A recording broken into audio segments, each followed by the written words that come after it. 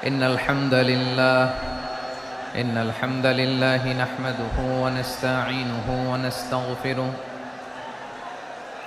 ونؤمن به ونتوكل عليه ونعوذ بالله من شرور أنفسنا ومن سيئات أعمالنا من يهده الله فلا مضل له ومن يضلل فلا هادي له أي فلن تجد له وليا مرشدا ونشهد أن لا إله إلا الله وحده لا شريك له هو الذي لا ضد له ولا ند له لا مثل له ولا مثيل له لا وزير له ولا كفيل له لا شبه له ولا شبيه له لا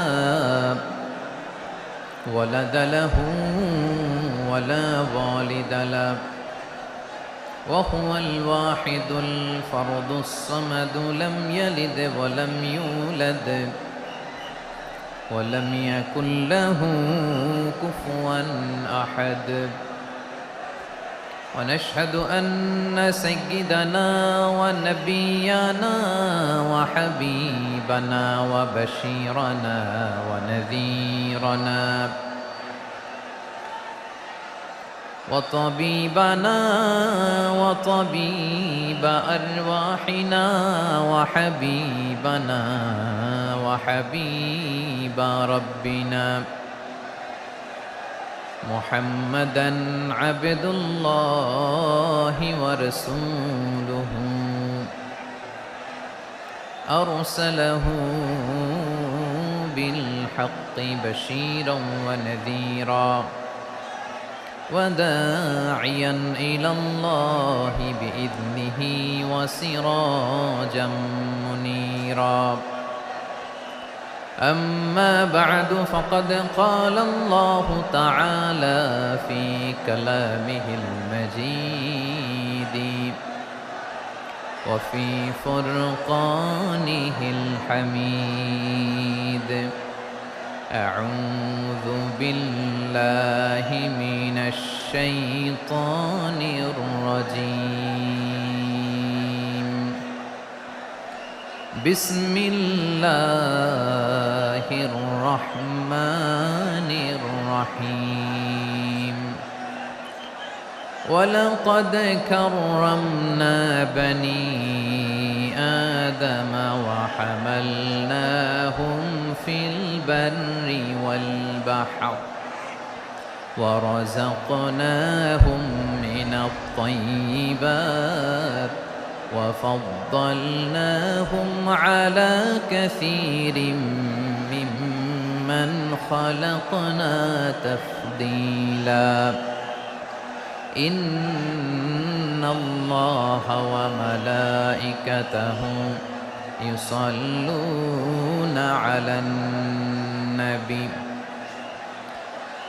يا أيها الذين آمنوا صلوا عليه وسلموا تسليما اللهم صل على محمد وعلى آل محمد كما صليت على إبراهيم وعلى آل إبراهيم إنك حميد مجيد اللهم بارك على محمد وعلى آل محمد كما باركت على إبراهيم وعلى آل إبراهيم إنك حميد مجيد সকল প্রশংসার মালিককে সকল ক্ষমতার উৎসকে কেউ যেটা পারে না পারে কে কেউ যেটা দেখে না দেখে কে সে আল্লাহর দরবারে আমরা শুকর গুজার হচ্ছি। আমরা সবাই পড়ছি কালিমাতুশ শুকর, আলহামদুলিল্লাহ। সবাই একসাথে গলা ছেড়ে দিয়ে আওয়াজ করে পড়ুন, রব্বানা লাকাল হামদ হামদান কাসীরান তাইয়্যিবান মুবারাকান ফীহি ইয়া রাব্বি লাকাল হামদু কামা ইয়ানবাগি লিজালালি ওয়াজহিকা ওয়া আযীমি সুলতানিকা লাকাল হামদু বিল ঈমান লাকাল হামদু বিল ইসলাম লাকাল হামদু বিল কুরআন। আল্লাহ রাব্বুল ইজ্জা ওয়াল জালালের দরবারে শুকরিয়া জ্ঞাপনের পাশাপাশি আমি আজকের এই প্রোগ্রামের অর্গানাইজিং কমিটিকে অন্তরের অন্তঃস্থল থেকে ধন্যবাদ জানাতে চাই যে আদ-দ্বীন ফাউন্ডেশন অথরিটি তারা 3 দিন ব্যাপী যশোরের পুলের হাটে এরকম চমৎকার গোছানো ওয়েল অর্গানাইজড একটা তাফসীরুল কোরআনের প্রোগ্রামের আয়োজন করেছে। আমি আল্লাহর শুকরিয়া জ্ঞাপনের পাশাপাশি তাদেরকে আমার অন্তরের অন্তঃস্থল থেকে শুকরিয়া, ধন্যবাদ এবং মোবারকবাদ জানাতে চাই। আজকের প্রোগ্রামে উপস্থিত আছেন বৃহত্তর খুলনা বিভাগের ব্যবসায়ী ভাইয়েরা, কর্মজীবী ভাইয়েরা, ছাত্র ভাইয়েরা, পর্দার আড়ালে মহিলা প্যান্ডেলে আমার মায়েরা, বোনেরা উপস্থিত আছেন। কওমি মাদ্রাসার মুহতামিম বৃন্দ, আলিয়া মাদ্রাসার প্রিন্সিপাল হুজুর, শিক্ষকবৃন্দ, ছাত্রবৃন্দ, ইমাম সাহেব, খতিব সাহেব, মুয়াজ্জিন সাহেব, আইন শৃঙ্খলায় কর্মরত ভাইয়েরা, ভলান্টিয়ার্স, মিডিয়া কর্মী, সাংবাদিক বন্ধুরা, ইউটিউবার্স, আমি সবাইকে অন্তরের অন্তঃস্থল থেকে শুভেচ্ছা জানিয়ে শুরু করতে চাই। প্রিয় ভাইয়েরা, আমি জানি যশোরের মানুষ খুবই well civilised, they know manners, তারা ম্যানার জানে। অতিথির সাথে কেমন আচরণ করতে হয় যশোরের লোকেরা এটা জানে কি জানে না বলেন? মাশাআল্লাহ। স্টেজ থেকে ইনস্ট্রাকশন আসলে সেটা শুনতে হবে, না শুনলে আমিও বলতে পারবো না, আপনারাও উপকৃত হবেন না। কোটি কোটি টাকা ব্যয়, অনেক পরিশ্রম সাপেক্ষে, অনেক ওয়েল ডিজাইন করে ওনারা প্রোগ্রাম করেছেন। শেষ অধিবেশন যদি আপনারা ধাক্কা ধাক্কি বিশৃঙ্খলা করেন, বঞ্চিত হব, আমরা বঞ্চিত হব, আপনারা বঞ্চিত হবেন। মিডিয়া কর্মীদের মাধ্যমে দেশে বিদেশে কোটি কোটি দর্শক তারা বঞ্চিত হবে। আর যদি একটা নীরব, নিস্তব্ধ, নিঝুম পরিবেশ আমাকে উপহার দেন, আমি জনগুরুত্বপূর্ণ, যেটা রাষ্ট্রের জন্য গুরুত্বপূর্ণ, যেটা সামাজিকভাবে আমাদের জন্য গুরুত্বপূর্ণ, আমার ব্যক্তি জীবনের জন্য গুরুত্বপূর্ণ, গোটা মানবতার জন্য গুরুত্বপূর্ণ, এরকম কিছু বার্তা আজকের এই ঐতিহাসিক যশোরের প্রোগ্রামে আমি রাখতে চাই ইনশাআল্লাহ।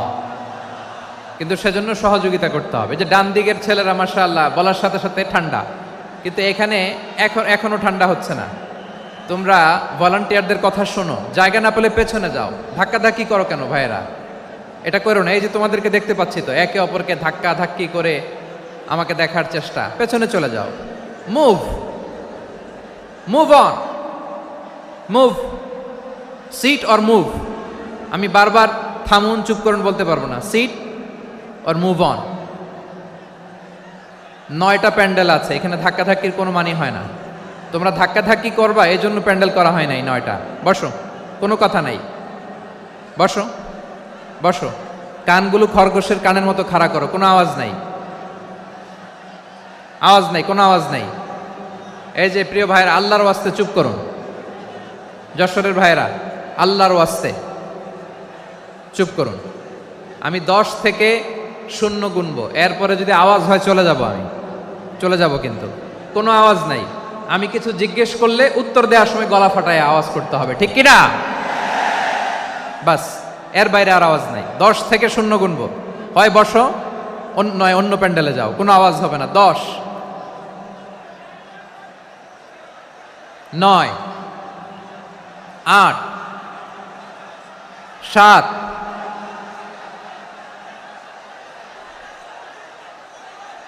6, 5, 4, 3,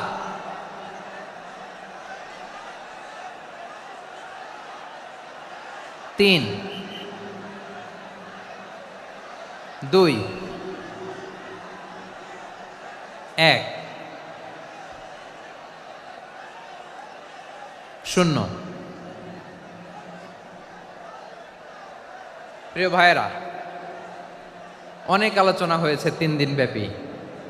দেশ বরেণ্য প্রথিতযশা ওলামায়ে হজরতের মুখে আপনারা অসংখ্য কথা শুনেছেন। আমলের জন্য এগুলোই যথেষ্ট, নতুন করে আমার বলার কিছুর দরকার নাই। নতুন করে উপস্থাপনের মতো বলার মতো আমার কাছে কিছু নাইও। যা বলার 1500 বছর আগে আল্লাহ তাআলা উম্মাকে বলে দিয়েছেন, ঠিক কিনা? এমন কিতাব দান করেছে যে কিতাবে ভুল নাই, যতই পড়ি ততই শেখা যায়। বিয়ন্ডলেস, বাউন্ডলেস, বটমলেস, কুল কিনারা নাই, কুল কিনারাবিহীন সাগর। পড়েন সুবহানাল্লাহ। গত 3 দিন ধরে স্কলাররা যে সমস্ত বিষয় কোরআন সুন্নাহর আলোকে আলোচনা করেছে, আমরা যেন সেগুলোর উপর আমল করতে পারি। আল্লাহ তৌফিক দান করুক, আমরা পড়ি আমিন। আসুন এখানে আসার বসার এই প্রোগ্রামে অংশগ্রহণ করার উদ্দেশ্যকে, নিয়াতকে আমরা খালেস করে নেই। আজকে আমরা যা শুনবো শিখবো আমলের নিয়তে শুনবো, ঠিক কিনা বলেন? শেষ পর্যন্ত নীরবতা বজায় রাখবো। আমি উঠবো, আপনারা উঠবেন। এর আগে ওঠা যাবে না। স্কেজিউলে একটু চেঞ্জ এসেছে, এশার সালাত হয়নি। আমার আলোচনার পরপরই আজান হবে। এশার সালাতে আমরা জামাতে অংশগ্রহণ করে একসাথে বিদায় নেব ইনশাল্লাহ। বলেন। বিশৃঙ্খলা করলে আমার বুঝাতে, পয়েন্টগুলো শেয়ার করতে দেরি হবে। আর এই যে এরকম নীরব নিস্তব্ধ থাকলে সুবিধা হবে। আল্লাহর ওয়াস্তে বি স্মার্ট। জায়গা না হলে চলে যাবেন, আওয়াজ করবেন না। ভলান্টিয়াররাও আওয়াজ নয়, ইশারা ইঙ্গিতে।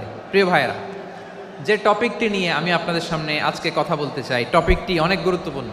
টপিকটি হচ্ছে হিউম্যান রিসোর্স ডেভেলপমেন্ট, মানব সম্পদ উন্নয়ন। কারণ আল্লাহ তাআলা আমাদের যা দেখ আর না দেখ এটা দিছে। মানুষ আর মানুষ, 18 কোটি মানুষ, ঠিক কিনা? এই 18 কোটি জনসংখ্যার দেশে বসবাস করে আমরা খুশি না বেজার? খুশি হইতে হবে, বেজার হইেন না। জাপানের খবর জানেন? তাদের গ্রোথ রেট নিচের দিকে, উল্টো। জনসংখ্যা নাই, বাচ্চা নিলে, সন্তান নিলে গভর্নমেন্ট তাদের টাকা দেয়। আমাদেরকে আল্লাহ তাআলা দয়া করে, মায়া করে এই সম্পদটা দিয়েছেন। এই মানব সম্পদকে যেন আমরা কাজে লাগাই ইনশাআল্লাহ। পড়েন সবাই। হিউম্যান রিসোর্স ডেভেলপমেন্ট অনেক জনগুরুত্বপূর্ণ বিষয়, খুব সেন্সিটিভ বিষয়। বুঝতে হবে যশোরের স্মার্ট ছেলেরা, এই যে আমি যাদেরকে দেখতে পাচ্ছি, all are the Gen Z of Jessore. Gen Z, ওরা স্মার্ট, ওরা ইশারা ইঙ্গিতে কাজ করে। এই যে পুরো গদি উল্টায় দিছে, ঠিক কিনা? 24-এর ছাত্র নাগরিক অভ্যুত্থান আমাদের দেখিয়ে দিচ্ছে কিভাবে চোখের ইশারায় গদি উল্টে দিতে হয়। তো এই জেনজিদের নিয়ে বসেছে। ওরা তো স্মার্ট, ওরা ডিস্টার্ব করবে না। মেহরবানি করে আমার সাথে কানেক্ট করো, 1 to 1, brain to brain, eye to eye, eye contact করো আমার সাথে। তাকাও, কষ্ট হলো আমার দিকে তাকাও, আওয়াজ করা যাবে না, আমার দিকে তাকাও। প্রিয় ভাইয়েরা, হিউম্যান রিসোর্স ডেভেলপমেন্টের ব্যাপারে কিছু কথা বলবো। এই যে আমাদের বিশাল জনসংখ্যা, এই জনসংখ্যাকে কি করে জনসম্পদে রূপান্তরিত করা যায় এ ব্যাপারে কথা বলবো। আমি সূরাতু বনী ইসরাইলের 70 নম্বর আয়াত তেলাওয়াত করেছি। এই আয়াতের আলোকে কিছু কথা আমি আপনাদের সামনে বলবো। আল্লাহ তাআলা ইরশাদ করছেন, ওয়ালাকাদ কাররামনা বনী আদম ওয়া হামালনাহুম ফিল বাররি ওয়াল বাহরি ওয়া রাযাকনাহুম মিনাত তাইয়্যিবাত ওয়া ফাদ্দালনাহুম আলা কাসীরিম মিম্মান খালাকনা তাফদীলা। পড়েন আল্লাহু আকবার। রব্বুল আলামিন বলেন, ওয়ালাকাদ কাররামনা বনী আদম, আমি বনী আদমকে সম্মানিত করেছি, বনী আদমকে মর্যাদা দিয়েছি। ওয়া হামালনাহুম ফিল বাররি ওয়াল বাহর, বনী আদমকে জলে, স্থলে, স্থলে এবং সমুদ্রে চলাচলের বাহন দিয়েছি। ওয়া রাযাকনাহুম মিনাত তাইয়্যিবাত, তাদেরকে পবিত্র রিজিকের বন্দোবস্ত করেছি।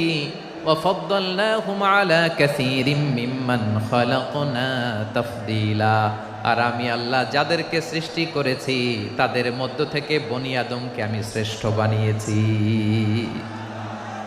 আমরা শ্রেষ্ঠ, আমরা আশরাফুল মাখলুকাত। আমরা কি? এই যে এমনি চিল্লাচিল্লি করে, জিজ্ঞেস করলে বলে না। আমরা আশরাফুল মাখলুকাত, আমরা কি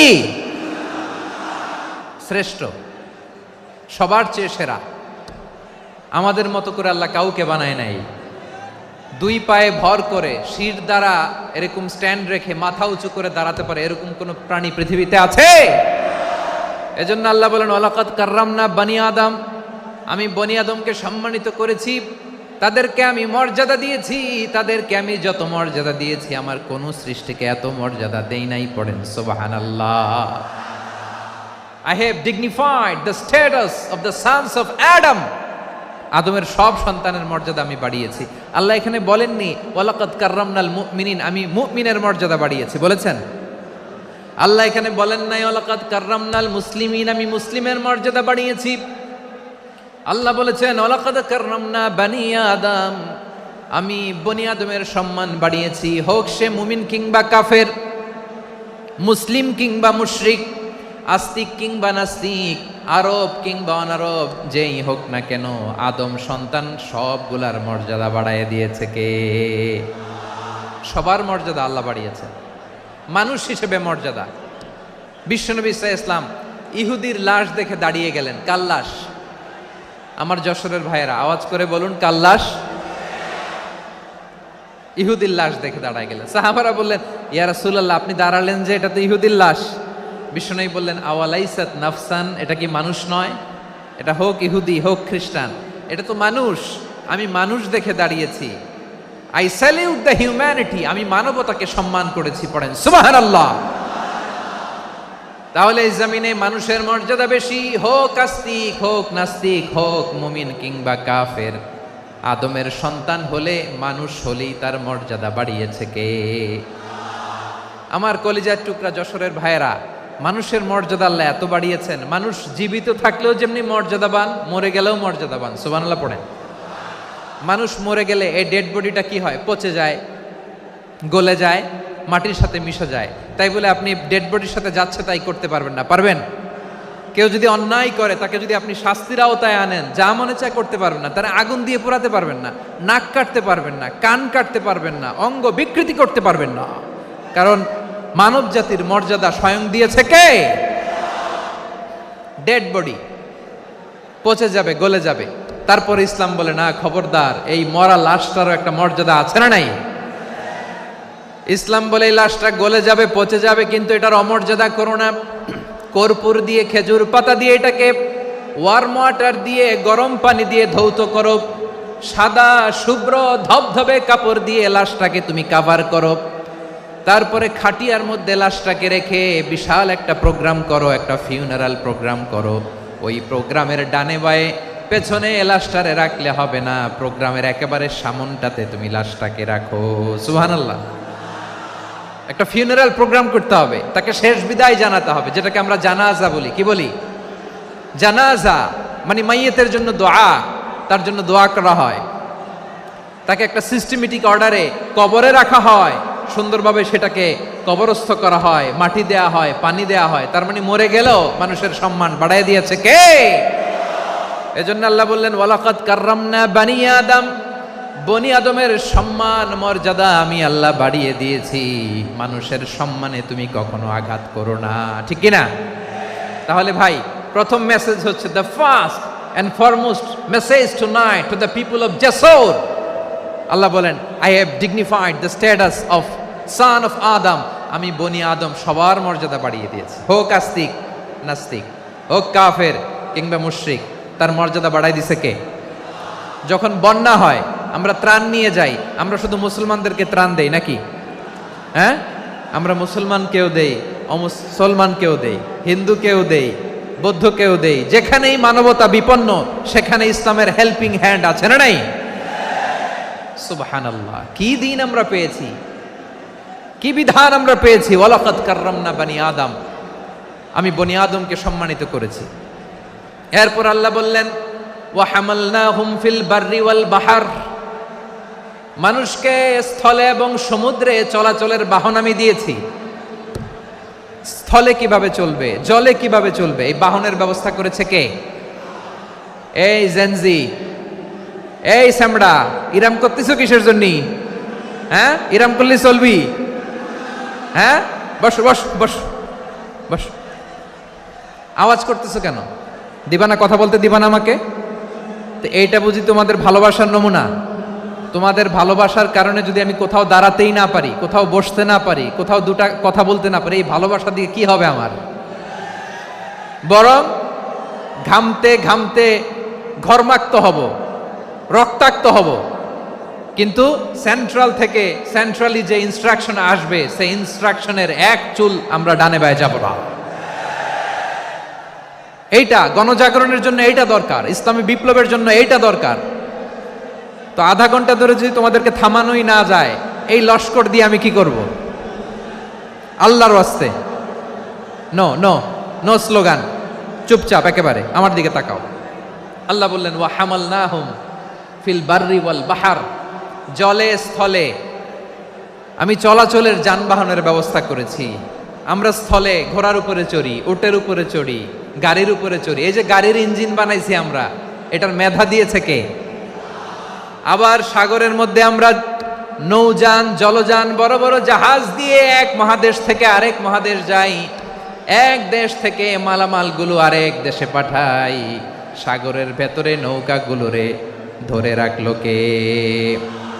ওয়াল ফুলকিল্লাতি তাজরি ফিল বাহরি বিমা ইয়ানফাউন নাস। মানুষের উপকার আছে এরকম সরঞ্জামাদি নিয়ে সাগরের উপরে বিশাল বিশাল জলযানগুলো চলে, এগুলো ডুবে যায় না, কাত হয়ে যায় না, পড়ে যায় না। এগুলোকে স্থিতিস্থাপকতাকে ঠিক করে রাখলো কে? আপনারা জাহাজ দেখেছেন? জাহাজ, হ্যাঁ, বাড়ি চট্টগ্রাম হইলে দেখতে পারতেন। দেখছেন? বিশাল বিশাল জাহাজ, বিশাল জাহাজ মালামাল নিয়ে এক মহাদেশ থেকে আরেক মহাদেশে যায়। গত মাসে আমার জাপান সফর ছিল। এই যে বাংলাদেশে যে গাড়িগুলো চালান, বেশিরভাগ গাড়ি আসে কিন্তু জাপান থেকে। হাজার হাজার গাড়ি একটা জাহাজ বহন করতে পারে, হাজার হাজার গাড়ি। এটারে সাগরের মধ্যে ভাসাইলো কে? সবাই বলুন, ভাসালো কে? হাজার হাজার গাড়ি নিয়ে জাপানিজ গাড়িগুলো আমাদের চট্টগ্রামের এয়ারপোর্টের বন্দরে ভিড়ে। যুক্তরাষ্ট্রে আমি দেখেছি বিশাল বিশাল জাহাজ। আপনারা টাইটানিক জাহাজের নাম শুনেছেন? টাইটানিকেরও 8 গুণ 10 গুণ বড়। সুবহানাল্লাহ কইবেন না? টাইটানিক জাহাজের 8 গুণ 10 গুণ বড় একটা জাহাজ আছে, আইকন অফ দ্য সি। আমি দেখে এসেছি। রয়্যাল ক্যারিবিয়ান দেখে এসেছি। সাগরের সামনে জেটিতে যখন দাঁড়ালাম, জাহাজটা যখন যায়, আমার মনে হচ্ছে একটা শহর, গোটা শহর, the entire city is floating on the water. পুরো একটা শহর মনে হয় পানির উপর দিয়ে ভেসে যাচ্ছে। পড়েন সুবহানাল্লাহ। এই যে আইকন অফ দ্য সি, এই ক্রুজ, এই জাহাজটা, এটার ভিতরে স্টেডিয়াম আছে।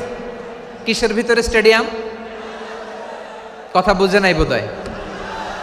স্টেডিয়াম কিসের ভিতর? সুইমিং পুল আছে, শপিং মল আছে, রেস্টুরেন্ট আছে, ক্লাব আছে, 3000 4000 রুম বিশিষ্ট, কক্ষ বিশিষ্ট হোটেল আছে। এই সবগুলোর নিয়ে এগুলো চলে সাগরের এই দোলার মধ্যে, জলোচ্ছ্বাসের মধ্যে। এই সাগরের ভেতরে এই জাহাজগুলোর ভাষায় রাখছে কে? সূরাতুর আর রহমানে আল্লাহ তাআলা বললেন ওয়ালাহুল জাওয়ারিল মুনশাআতু ফিল বাহরি কাল আ'লাম ফাবিআইয়ি আলা, সবাই পড়েন, ফাবিআইয়ি আলাই রাব্বিকুমা তুকাযযিবান। পাহাড় সম বড় বড় জাহাজগুলো মাল বোঝাই করে সাগরের মধ্যে ভেসে বেড়ায়। এগুলো দিয়ে মালামাল বহন করা যায়, মানুষরা এক দেশ থেকে আরেক দেশে যায়। এই জাহাজগুলোর সাগরের ভেতরে ভাসায় রাখলো কে?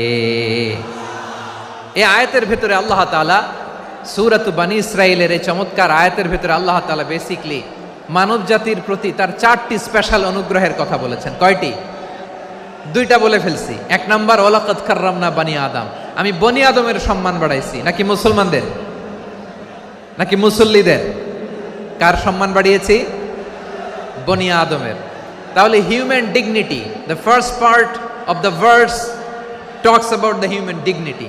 2 নাম্বার অংশ আল্লাহ তাআলা বললেন ওয়া হামালনাহুম ফিল বাররি ওয়াল বাহর, স্থলে এবং সমুদ্রে আমি তাদের জন্য চলাচলের বাহন দিয়েছি। সুবহানাল্লাহ। তার মানে smooth movement on land and sea, জলে এবং স্থলে যাতে আমরা স্মুথলি মুভ করতে পারি আল্লাহ তাআলা দিয়েছেন। 3 নম্বরে আল্লাহ তাআলা বললেন ওয়া রাযাকনাহুম মিনাত তাইয়্যিবাত, মানুষের জন্য আমি পবিত্র রিজিকের ব্যবস্থা করেছি। জলে এবং স্থলে যত প্রাণী আছে সবগুলা প্রাণীকে রিজিক দেয় কে? আমাদেরকে রিজিক দেয় কে? সাগরের মাছগুলোকে, বড় বড় তিমি মাছগুলোরে রিজিক দেয় কে?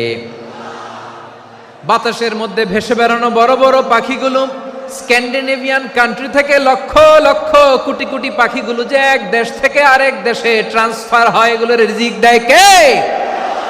রব্বুল আলামিন বলেন ওয়ামা মিন দাব্বাতিন ফিল আরদি ইল্লা আলাল্লাহি রিজকুহা ওয়া ইয়ালামু মুস্তাকাররাহা ওয়া মুস্তাওদাআহা কুল্লুম ফি কিতাবিম মুবিন। আল্লাহু আকবার। রব্বুল আলামিন বলেন ভূপৃষ্ঠে বিচরণশীল যত প্রাণী আছে সব প্রাণীগুলোকে আমি আল্লাহ আমার নিজের কুদরতে রিজিকের বন্দোবস্ত করি। এই প্রাণীগুলো কোথায় থাকে, কোথায় যায়, সব জায়গায় আমি রিজিক পৌঁছে দেই। রিজিক কেউ দিতে পারে না, রিজিকের মালিক কে? রিজিকের মালিক তিনি আল্লাহ। এজন্য আল্লাহ তাআলা বললেন ওয়া রাযাকনাহুম মিনাত তাইয়্যিবাত। এরপর আল্লাহ বললেন ওয়া ফাদ্দালনাহুম আলা কাসীরিম মিম্মান খালাকনা তাফদীলা। আমি যত প্রাণী সৃষ্টি করেছি সকল প্রাণীর মধ্যে মানুষের মর্যাদা শ্রেষ্ঠত্ব আমি দিয়েছি। সুবহানাল্লাহ পড়েন। তাহলে 1 নম্বরে আল্লাহ বললেন আমি বনি আদমের মর্যাদা বাড়ালাম। এরপরে বললেন স্থলে এবং সমুদ্রে চলাচলের জন্য যানবাহন দিলাম। 3 নম্বরে আল্লাহ বললেন পবিত্র রিজিকের ব্যবস্থা করে দিলাম। এরপরে আল্লাহ বললেন যত প্রাণী আছে, সৃষ্টি আছে, সবগুলার উপরে আমি মানুষকে শ্রেষ্ঠত্ব দিলাম। সুবহানাল্লাহ। তাহলে সবচেয়ে বেশি শ্রেষ্ঠত্ব মানুষের। কার? মানুষের। শুধু তাই নয় প্রিয় ভাইরা, আকাশ এবং জমিনে যা কিছু আছে সবকিছু মানুষের জন্য, মানুষের কল্যাণে, মানুষের প্রয়োজনে, মানুষের বশীভূত করে সৃষ্টি করেছেন কে? রব্বুল আলামিন বলেন হুয়াল্লাযী খালাকা লাকুম মা ফিল আরদি জামিআ। এই জমিনের মধ্যে যা কিছু আমি আল্লাহ সৃষ্টি করেছি সব কিছু আমি মানুষের জন্য সৃষ্টি করেছি। পড়েন সুবহানাল্লাহ। হুয়াল্লাযী খালাকা লাকুম মা ফিল আরদি জামিআ, যা আছে সব আমাদের জন্য, সব আমাদেরকে সার্ভিস দেওয়ার জন্য, আমাদের উপকারের জন্য, আমাদের কল্যাণের জন্য। আওয়াজ করে সবাই পড়ুন আল্লাহু আকবার। অন্য আয়াতে আল্লাহ বললেন ওয়াসাখখারা লাকুম মা ফিস সামাওয়াতি ওয়া মা ফিল আরদি জামিআম মিন ইন্না ফি যালিকা লাআয়াতিন লিকাউমি ইয়াতাফাক্কারুন। প্রথমে আয়াতে আল্লাহ বললেন জমিনে যা আছে সব তোমাদের কল্যাণে আমি সৃষ্টি করলাম। এরপরে আল্লাহ বললেন আকাশেও যা আছে সব তোমাদের জন্য সৃষ্টি করলাম, তোমাদের অনুগত বানায় দিলাম। পড়েন সুবহানাল্লাহ। মানুষের কি ব্রেইন দেখেন, মানুষ জমিন ছেড়ে আকাশে চলে যায়। পাখি দেখে মানুষের শখ হলো পাখি যেহেতু উঠতে পারে আমরাও পারবো। অরবিল রাইট, উইলবার রাইট, 2 ভাই মিলে আঁকাঝোঁকা করতে করতে করতে করতে প্লেন বানায় ফেললো। কোন সুবহানাল্লাহ। এখন পাখিও ওরে, আমরাও ওরি। এরপরেই মানুষের কৌতূহল থামে না এখানে। মানুষ চলে গিয়েছে চাঁদে। কোথায় গেছে? এখন কিন্তু চাঁদে জমি বিক্রি হয় জানেন। পৃথিবী নিয়ে মারামারি শেষ। রাশিয়া আমেরিকা এখন ধরছে চাঁদ আর মঙ্গল গ্রহ। এখন চাঁদে জমি বিক্রি হয়, মঙ্গলে জমি বিক্রি হয়। এই চাঁদ, মঙ্গল, বৃহস্পতি, শনি সব আল্লাহ তাআলা আমাদের জন্য বানিয়েছেন। সুবহানাল্লাহ পড়েন। মানুষ সাগরের উপরে চড়ে, শূন্যে ভেসে বেড়ায়, পাহাড় কেটে সুড়ঙ্গ বানায়, টানেল বানায়। মানুষ ব্রডব্যান্ডের লাইন নিয়ে যায় সাগরের ভেতর দিয়ে, এক দেশ থেকে আরেক দেশে, এক মহাদেশ থেকে আরেক মহাদেশে। সুবহানাল্লাহ পড়েন। তার মানে গোটা বিশ্বের সব কিছুর উপরে control superiority over all creatures, সব কিছুর উপর কন্ট্রোল, মনিটরিং, নিয়ন্ত্রণ, এটা প্রতিষ্ঠা করে দিয়েছে কে? এজন্যই মানুষের শ্রেষ্ঠত্ব। ওয়ালাকাদ কাররামনা বানি আদম, আমি বনি আদমের সম্মান বাড়িয়েছি, মর্যাদা আমি বাড়িয়ে দিয়েছি এই কারণে, কারণ মানুষ সব কিছুর উপর নিয়ন্ত্রণ নিতে পারে। মানুষকে নিয়ে এই কোরআনের সব আলোচনা, মানুষকে নিয়ে এই কোরআনের সব। তাই কোরআনের কেন্দ্রীয় আলোচ্য বিষয় হচ্ছে মানুষ। কোরআনের কেন্দ্রীয় আলোচ্য বিষয় কি? যশোরের ভাইয়েরা বুঝে থাকলে সবাই বলবেন, কোরআনের কেন্দ্রীয় আলোচ্য বিষয় কি? এই যে আমি মূল আলোচনায় যাচ্ছি এখন। কেন মানুষ কোরআনের কেন্দ্রীয় আলোচ্য বিষয়? এই যে ভাইয়েরা, এই যে হাত জোর করে, এই যে Jessore Gen Z, the smart people of Jessore, হাত জোর করে বলতেছে, হাত জোর করে তোদের কাছে আল্লাহর দোহাই লাগে, স্টপ স্টপ। শুরুতে একবার বলেছে জাগা না হলে আস্তে আস্তে ধাক্কা দিবা, সামনে না পিছনে, দিয়ে দিয়ে বেরোয় চলে যাও। এলইডিতে দেখো, এই যে আল্লাহর ওয়াস্তে জায়গা না হলে ওদিকে যাও। কোরআনের মাহফিলে বিশৃঙ্খলা, এটা কাফিরদের আলামত। কাফিররা শীষ দিত, শীষ। বিশ্বনবী কোরআনের তাফসির করলে কাফিররা শীষ দিত আর ক্ল্যাপিং করত, হুইসেল অ্যান্ড ক্ল্যাপিং। তো আমরা কি এখানে বিশৃঙ্খলা করতে আসছি? তো বারবার থামানো লাগে কেন? কোনো আওয়াজ হবে না, বললাম তো, স্টপ। আওয়াজ করে বলুন, কোরআনের কেন্দ্রীয় আলোচ্য বিষয় কি? সবাই বলেননি? এতগুলো মানুষ উত্তর দিলে এতটুকু আওয়াজ হয়, অন্তত আমি বিশ্বাস করি না। যশোর, আওয়াজ করে বলো, কোরআনের কেন্দ্রীয় আলোচ্য বিষয় কি? মানুষ। এই মানুষ কোরআনের কেন্দ্রীয় আলোচ্য বিষয়। মানুষকে আল্লাহ স্বাধীনতা দিয়েছেন, ফামান শাআ ফালইউমিন ওয়া মান শাআ ফালইয়াকফুর। চাইলে মুমিন হতে পারো, চাইলে কাফের হতে পারো, তোমার ইচ্ছা। তবে জেনে রাখো, মুমিন হলে পাবা জান্নাত, কাফির হলে পাবা জাহান্নাম। নাও দ্য ডিসিশন ইজ ইয়ার্স, সিদ্ধান্ত তোমার, জান্নাতে যাবা না জাহান্নামে যাবা। যশোরের ভাইয়ের আওয়াজ করে বলুন, কই যেতে চান, জান্নাতে না জাহান্নামে? ডান দিকে না বাম দিকে? ডানপন্থী না বামপন্থী? চিল্লা চিল্লি না চুপচাপ? চুপচাপ কয়ে আবার চিল্লাচিল্লি শুরু করেছে। মাশাআল্লাহ, গুরুত্বপূর্ণ কথা বাকি আছে, আমাকে সহযোগিতা করতে হবে। মাশাআল্লাহ, এই তো ঠান্ডা হয়েছে। হ্যাঁ, ঠিক আছে ঠিক আছে ঠিক আছে। মানুষকে আল্লাহ এত স্বাধীনতা দিয়েছেন, মানুষ চাইলে অনেক ভালো হইতে পারে। ভালোর রাস্তাও খোলা, খারাপ হওয়ার রাস্তাও খোলা। ভালো হইলে মানুষ অনেক ভালো, খারাপ হইলে অনেক খারাপ। ভালো হইলে সবচেয়ে ভালো, খারাপ হইলে সবচেয়ে খারাপ। এজন্য সিদ্ধান্ত আপনাকেই নিতে হবে। আল্লাহ তাআলা বলছেন, লাকাদ খালাকনাল ইনসানা ফি আহসানি তাকওয়িম সুম্মা রাদাদনাহু আসফালা সাফিলিন। আমি মানুষকে অনেক সুন্দর অবয়বে, সুন্দর আকৃতিতে সৃষ্টি করেছি। তার শুধু চেহারার ডিজাইনটাই সুন্দর নয়, তার ব্রেনটা বড্ড সুন্দর, তার মানসিকতা বড্ড সুন্দর, তার সৃজনশীলতা বড্ড সুন্দর। পড়েন সুবহানাল্লাহ। আমাদের চেহারা, অবয়ব, ডিজাইন যে সুন্দর তা না, আমাদের ব্রেনটা অনেক সফিস্টিকেটেড ব্রেন, অনেক সফিস্টিকেটেড। এই 1.5 কেজি ব্রেন ইউজ করে মানুষ গোটা বিশ্বে সভ্যতা বিনির্মাণ করেছে, ঠিক কিনা? এই ব্রেন আল্লাহ তাআলা আমাকে দিয়েছে। এটারে কাজে লাগালে, আপনার 6 সেন্স কাজে লাগালে আপনি অনন্য মানুষ হয়ে উঠবেন, মহামানবে রূপান্তরিত হবেন। মানুষ হতে পারে, চাইলেই মহামানব হতে পারে। আবার যদি মানুষ চায়, খারাপও হতে পারে।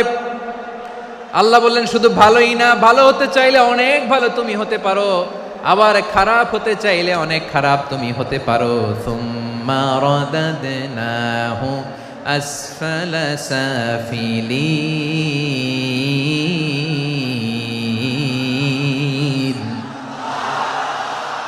খারাপ হলে একেবারে খারাপ হতে পারো, নিকৃষ্ট হলে একেবারে নিকৃষ্ট হতে পারো, ভালো হলেও ভালো হতে পারো। কোন সুবহানাল্লাহ। এবার আওয়াজ করে বলুন, ভালো হতে চাই না খারাপ? শ্রেষ্ঠ না নিকৃষ্ট? মানুষ ভালো হলে মানুষ ফেরেশতার চেয়েও ভালো, মানুষ খারাপ হলে সে পশুর চেয়েও খারাপ। কথা ঠিক কিনা বলেন? ভালো হলে ফেরেশতার চেয়েও ভালো, খারাপ হলে পশুর চেয়েও নিকৃষ্ট।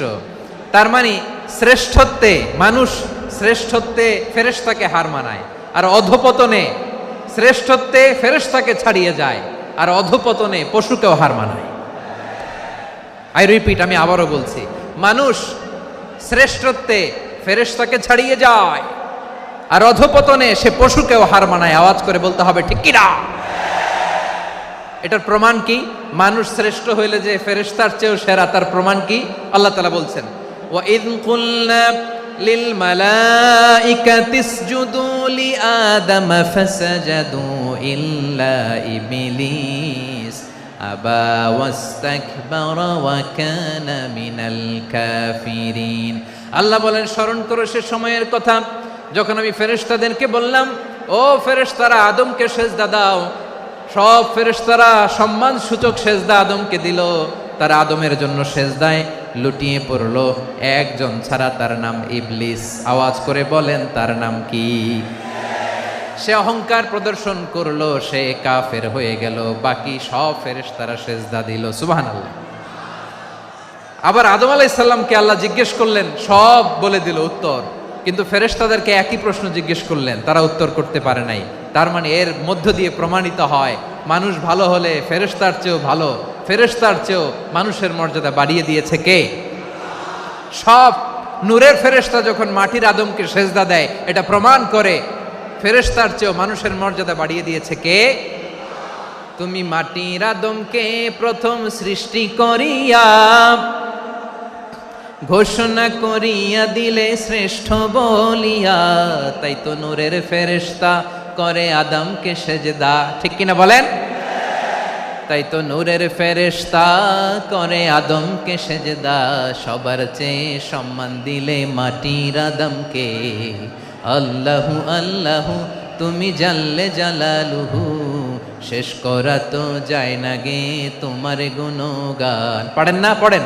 আল্লাহু আল্লাহু তুমি জাল্লে জালালুহু, শেষ করা তো যায় না গে তোমার গুণগান। আল্লাহু আল্লাহু, আল্লাহু আকবার। আদমের মর্যাদা বেশি, মানুষের মর্যাদা বেশি, মানুষ শ্রেষ্ঠ, তার প্রমাণ নূরের ফেরেশতা মাটির আদমকে সেজদা করে। আওয়াজ করে বলেন ঠিক কি না? তাহলে মানুষ ভালো হলে ফেরেশতার চেয়ে ভালো, আবার মানুষ যদি খারাপ হয় সে পশুর চেয়েও খারাপ। অধপতনে পশুত্বকে হার মানায়। তার প্রমাণ, তার প্রমাণ কি? তার প্রমাণ হচ্ছে যশোরের ভাইরা দেখবেন পত্রিকায় নিউজ পেপারে মাঝে মাঝে এরকম দেখা যায়, এক মানুষ আরেক মানুষকে হত্যা করে 20 টুকরা করে বস্তার ভিতরে ভরেছে। আপনারা এই নিউজ পড়েন নাই না? দেখেন নাই? দেখছেন? মানুষ মানুষকে হত্যা করে কয় টুকরা? জোরে বলেন। এখানেই ক্ষান্ত হয় না, আবার কোথায় ভরছে? বস্তার ভেতরে। আচ্ছা, বুঝে থাকলে আওয়াজ করে বলেন, কোনদিন শুনছেন একটা হাতি আর একটা হাতিকে হত্যা করে 20 টুকরা করছে, এরপরে বস্তার ভিতরে ভরছে? হইছে? তাহলে দেখেন, মানুষ যদি খারাপ হয় সে পশুকেও হার মানায়। চিল্লায় বলো ঠিক কিনা? এমনও দুশ্চরিত্র মানুষ আছে যার যার নজর থেকে 6 মাসের ছোট্ট মেয়ে থেকে শুরু করে 80 বছরের বৃদ্ধারাও নিরাপদ নয়। পশুকেও হার মানে। মানুষ মানুষের ঘর জ্বালিয়ে পুড়ে মেসাকার করে দেয়, জনপদের পর জনপদ জ্বালায় দেয়, এরকম আছে না নাই? বোমা মেরে শহরগুলো উড়িয়ে দেয়। এই যে ইসরায়েল গাজার মধ্যে যে অ্যাটাক করেছে, এরা মসজিদ মানে নাই, মসজিদে বম ফেলেছে। এরা খ্রিস্টানদের চার্চ গির্জা মানে নাই, গির্জায় বম ফেলেছে। পৃথিবীর ইতিহাসে never happened in the history of the world that someone bombed on a hospital, on a ICU center. এমন হাসপাতাল যেখানে আইসিইউর রোগীরা আছে, ওই হাসপাতালের উপরও ইসরায়েলি সৈনিকেরা বোমা মেরেছে। জোরে বলেন ঠিক কিনা? এরা মানুষ? আওয়াজ করে বলেন, এরা মানুষ না। প্রিয় ভাইয়েরা, চোখ কান নাক মুখ থাকলেই মানুষ না। যা সামনে দেখেন এগুলো সব মানুষ না, এগুলো জনসংখ্যা। এগুলো কি? সবাই বলুন, এগুলো কি? বাড়ছে জনসংখ্যা, কমছে মানুষ। বাড়ছে জনসংখ্যা, কমছে এই দুনিয়া এখন তো আর সেই দুনিয়া নাই, মানুষ নামের মানুষ আছে দুনিয়া বোঝাই, সেই মানুষের ভিড়ে আমার আসল মানুষ নাই। ঠিক কিনা? আসল মানুষের বড্ড অভাব, আসল মানুষের বড্ড অভাব। আমার ভাইয়েরা, মানুষ খারাপ হলে পশুকেও হার মানায়। আচ্ছা, আওয়াজ করে বলেন, এই যশোরের ছেলেরা এদিক তাকাও, আওয়াজ করে বলো, যে ইসরায়েলি সোলজাররা উপর থেকে বোমা মারল, তারাও মানুষ, তারাও কি? ওরাও রক্তে মাংসে মানুষ, ওদেরও পরিবার আছে। বোমা মেরে যেই মেয়েটাকে তারা অনাথ বানায়, ইয়াতিম বানায়, ও কিন্তু বাসায় ওর মেয়েটাকে রেখে আসছে। ঠিক কিনা বলেন? বম্বিং করে যে বাবাকে মেরে, স্বামীকে মেরে স্ত্রীকে বিধবা বানায়, তারও ঘরে স্ত্রী আছে। উপর থেকে বোম মেরে মানুষ মেরে দিচ্ছে, তারাও মানুষ। 1945 সালের 6ই আগস্ট আমেরিকান সোলজাররা হিরোশিমায় বোম মেরেছে। আমি নিজে দেখে এসেছি জাপানের হিরোশিমাতে। সকাল 8:15 মানুষ কেউ অফিসে যাচ্ছিল, কেউ খেতে খামারে কাজ করতে যাচ্ছিল, লিটল বয় নামে একটা বোম মেরেছে তারা। এই বোমের আঘাতে, পারমাণবিক এই বোমার রেডিয়েশনে আঘাতে বোম ব্লাস্ট হওয়ার পরে মুহূর্তের মধ্যে 1,40,000 নাই। উপর থেকে যারা মারতেছে এরাও মানুষ, যাদেরকে মারলো তারাও। তার মানে মানুষে মানুষে পার্থক্য আছে না? নেই? মানুষে মানুষে পার্থক্য আছে। নাক কান চোখ মুখ থাকলেই মানুষ নয়। বাড়ছে জনসংখ্যা, কমছে মানুষ। চিল্লায় বলো ঠিক কিনা? তাহলে আমরা বুঝলাম মানুষ ভালো হলে অনেক ভালো, খারাপ হলে অনেক খারাপ। ও আমার কলিজার টুকরা যশোরের ভাইয়েরা, আসুন না 3 দিন ব্যাপী এই তাফসিরুল কোরআনের ঐতিহাসিক প্রোগ্রাম থেকে আমরা সিদ্ধান্ত নেই, আমরা ভালো মানুষ হব নাকি খারাপ মানুষ হব। কলিজা থেকে, প্রাণ থেকে আওয়াজ করে সবাই বলুন, ভালো মানুষ নাকি খারাপ মানুষ? ভালো মানুষ হইতে হবে। ভালো মানুষ যারা জগৎটাকে এনলাইটেন করবে, যারা এনলাইটেন করবে, যারা সত্যের বীর সেনানী হয়ে দাঁড়াবে, যারা সত্যের পক্ষে কথা বলবে, যারা জালিমের মসনদকে ভেঙে খান খান করে দেবে, এরকম হওয়ার দরকার আছে না নাই? এরকম ভালো মানুষ আমরা হতে চাই কি চাই না? মানুষকে যত্ন নিলে মানুষ যে কত ভালো হয় আপনি কল্পনাও করতে পারবেন না।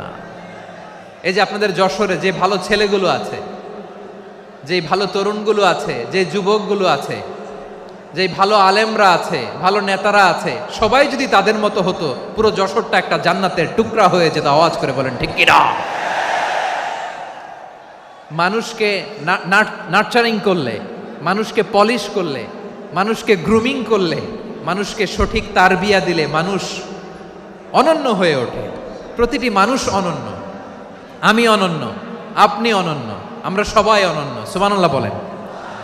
মানুষকে আল্লাহ তাআলা দিয়েছেন অসীম ক্ষমতা, অসীম ক্ষমতা। সুবহানাল্লাহ। একটা মানুষ পারে না এমন কিছু নাই, একটা মানুষ পারে না এমন কিছু নাই। বিশ্বাস করতে হবে, মানুষ যা কল্পনা করতে পারে ওইটা মানুষ করে দেখাতে পারে। যশোরের ভাইয়ের, আই রিপিট, আমি আবারও বলছি, এই চিল্লাচিল্লি করলে আমার এই গুরুত্বপূর্ণ কথা তোমরা মিস করবা, মিস করবা। কপাল পড়া হয়েও না, আওয়াজ করে কপাল পড়া হবে না। আমার দিকে তাকাও। মানুষ, মানুষ যা কল্পনা করতে পারে সেটা মানুষ করে দেখাতে পারে। তুমি তোমার কল্পনার রাজ্যকে সাজাও, তোমাকে হারাতে পারে এমন কোন শক্তি আল্লাহর জমিনে নাই। তোমার কি শক্তি, কি সম্ভাবনা তুমি জানোই না মিয়া। তুমি এদিকে তাকাও কেন? তোমার রাস্তা তো ওই দূরে। তুমি কোথায় যাবে, আল্লাহ তোমার টেনে কোথায় নিয়ে যাবে তুমি কিছুই জানো না। Plan big, dream big. কল্পনার শক্তিকে বড় করো। মানুষ যা কল্পনা করতে পারে মানুষ তা করে দেখাতে পারে। মানুষের কাছে অসাধ্য কিছু নাই মৃত্যু ছাড়া, এক্সেপ্ট ডেথ। মৃত্যু ছাড়া মানুষ সবকিছুকে জয় করতে পারে। মৃত্যু ছাড়া যে কোনো অসাধ্যকে সাধন করার ক্ষমতা মানুষকে দিয়ে দিয়েছে কে? হারার জন্য তোমার জন্মই হয় নাই, তোমার জন্ম হয়েছে জিতার জন্য, বিজয়ের জন্য তোমার জন্ম। মানুষের শুরুটাই হয় বিজয় দিয়ে। যশোর, আওয়াজ করে বলো, মানুষের শুরু হয় কি দিয়ে? আমরা যখন আমার পিতার পৃষ্ঠদেশে ছিলাম, পিতার পৃষ্ঠদেশ থেকে শুক্রাণু যখন মায়ের গর্ভদেশে যেয়ে পড়ে, কতটা শুক্রাণু ভ্রমণ শুরু করে জানো? 20 কোটি শুক্রাণু।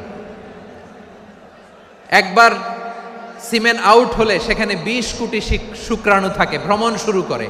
ওই 20 কোটি শুক্রাণুর মধ্যে থেকে তুমি আমি আজকে এক বিকশিত শুক্রাণু মানব রূপে পৃথিবীতে এসেছি। সুবহানাল্লাহ। ওই 20 কোটি শুক্রাণুর প্রতিযোগিতায় সবাই রে পেছনে ফেলে সেদিন আমি সফল হয়েছিলাম, সেদিন আমি বিজয়ী হয়েছিলাম। সেদিন আমি এত ছোট ছিলাম, মাইক্রোস্কোপ দিয়েও আমার অস্তিত্ব টের পাওয়া যায় না। আমি এত তুচ্ছ ছিলাম, নগণ্য ছিলাম। আমার কান ছিল না, আমার চোখ ছিল না, আমার হাত ছিল না, আমার জন্য রিকমেন্ডেশন করার মতো মামু ছিল না, খালা ছিল না, কেউ ছিল না। তারপরেও ওই প্রতিযোগিতায়, ওই কম্পিটিশনে যখন আমারে কেউ হারাতে পারে নাই, আল্লাহর জমিনেও আমারে কেউ হারাতে পারে না। হারার জন্য তোমার জন্মই হয় নাই, তুমি আসছোই জিতার জন্য। সুবহানাল্লাহ। বিশ্বনবী বলেন, আন্নাসু মাআদিন কামাআদিনি যাহাবি ওয়াল ফিদ্দা খিয়ারুহুম ফিল জাহিলিয়াতি খিয়ারুহুম ফিল ইসলাম। Peoples are like mines of gold and silver. সোনার খনি, রূপার খনি, এর চেয়েও বড় খনি হচ্ছে এই মানব সম্পদের খনি। আওয়াজ করে বলেন আল্লাহু আকবার। আল্লাহ তাআলা এই সম্পদ আমাদেরকে দিছে। বিশ্বনবী বলেন, মানুষ হচ্ছে খনির মতো। খিয়ারুহুম ফিল জাহিলিয়াতি খিয়ারুহুম ফিল ইসলাম। জাহিলি যুগে যারা সেরা, ইসলামেও তারা সেরা। ইদা ফাকুহু, যদি তারা বুঝবান হয় তাহলে তাদেরকে সেরা বানায় দিবে কে? তাহলে মানুষের চেয়ে সেরা কেউ হতে পারে? মানুষের চেয়ে অনন্য কেউ হতে পারে? মানুষকে কেউ হারাতে পারে? আওয়াজ করে বলো, তোমাকে কেউ হারাতে পারবে? এই সাহস জাগছে আজকের আলোচনা থেকে। আমি তুমি অনন্য, আমাকে তোমাকে হারায় দেওয়া এত সহজ না, ঠিক কিনা? একটা কথা জীবনের সাথে সেট করে নিতে হবে, আমি জিতি নয় শিখি, আমি কখনো হারি না। জীবনের সাথে সেট করে নাও, জেনজি অফ যশোর, আমি কখনো হারি না, আমি হয় জিতি নয় শিখি। চিল্লায় বলো ঠিক কিনা? আমি কখনো হারি না, আমার হারানো এত সোজা না। কি সাহস জাগছে? বুকে সাহস জাগছে? তাকবীর পড়ো, লিল্লাহে তাকবীর। তাহলে বিশ্বনবী বললেন, নাসু মাআদিন, মানুষ হচ্ছে খনি। এই ধাক্কা ধাক্কি, আমি জানি এগুলো ভালোবাসার ধাক্কা ধাক্কি, এজন্য আমি সহ্য করে নেই। এগুলো যে ভালোবাসার ধাক্কা ধাক্কি, এটা আমরা বুঝি। পৃথিবীর কোনো আইন, সিকিউরিটি প্রটোকল দিয়ে এটারে মানানো যাবে না, কারণ এটা তো ভালোবাসা, লাভ। লাভ কোনো আইন কানুন দিয়ে বাধা যায় না, মানানো যায় না, ঠিক কিনা বলো?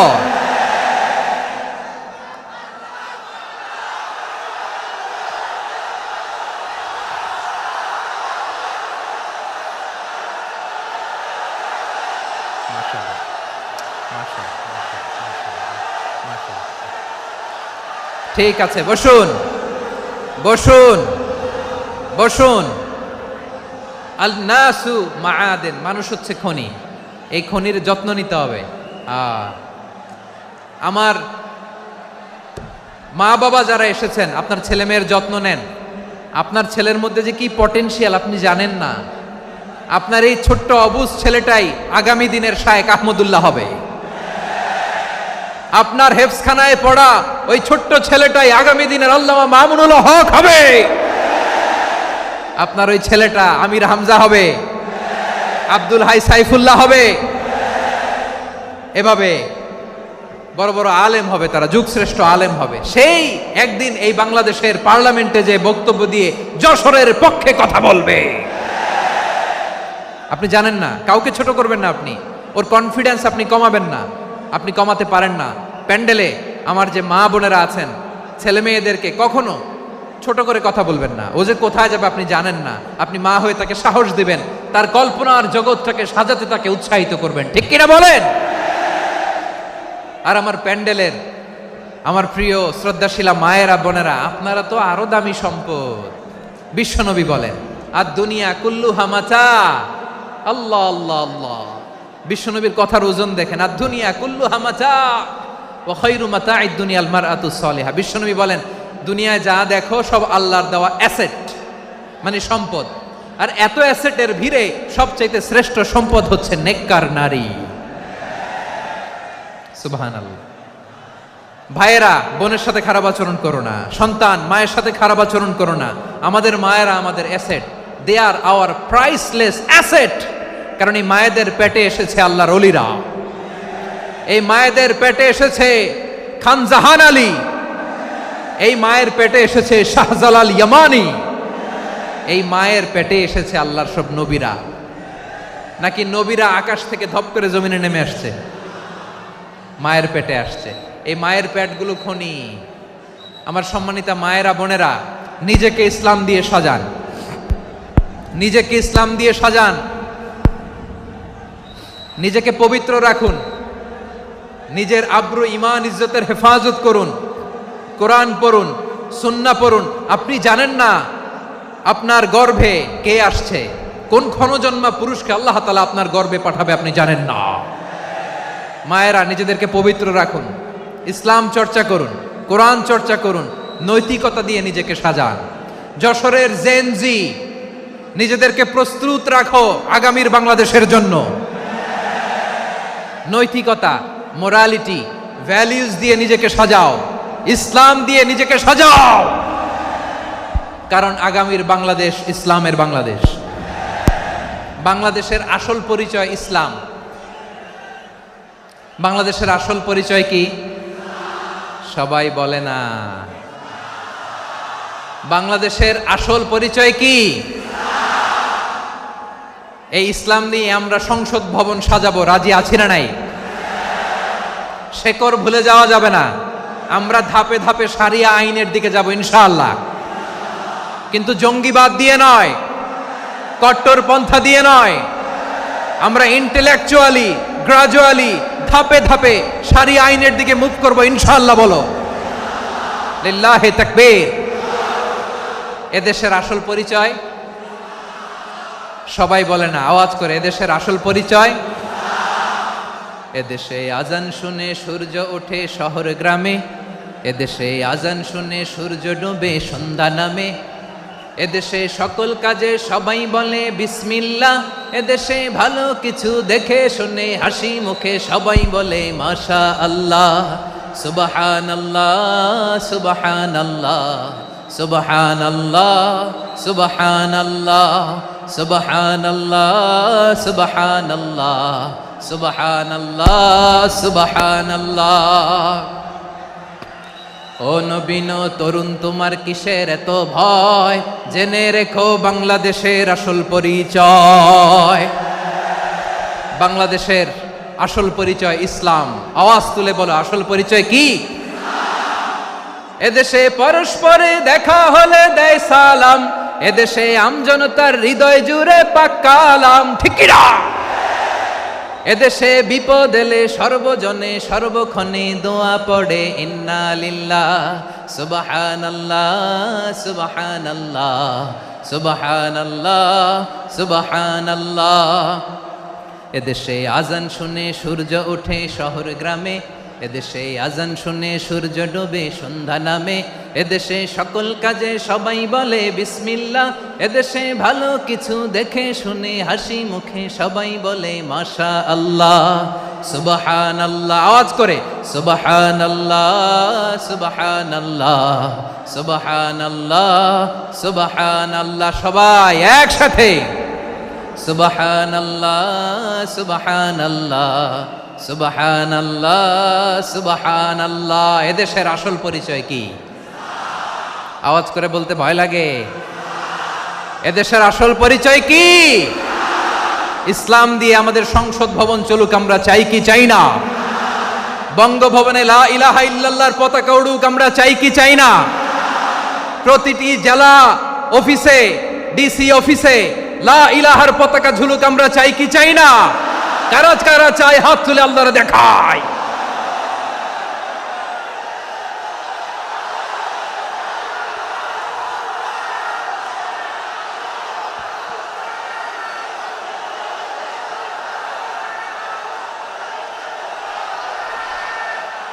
মাশাআল্লাহ, মাশাআল্লাহ। মাশাআল্লাহ, মাশাআল্লাহ। যশোর, আওয়াজ করে বলো, ভালো মানুষ না খারাপ মানুষ? বুঝে বলছো তো? মানুষ ভালো হলে যে কত ভালো। এই মানুষকে যত্ন নিলে, মানুষকে মানুষ বানালে যে সে কি হতে পারে শুনবা?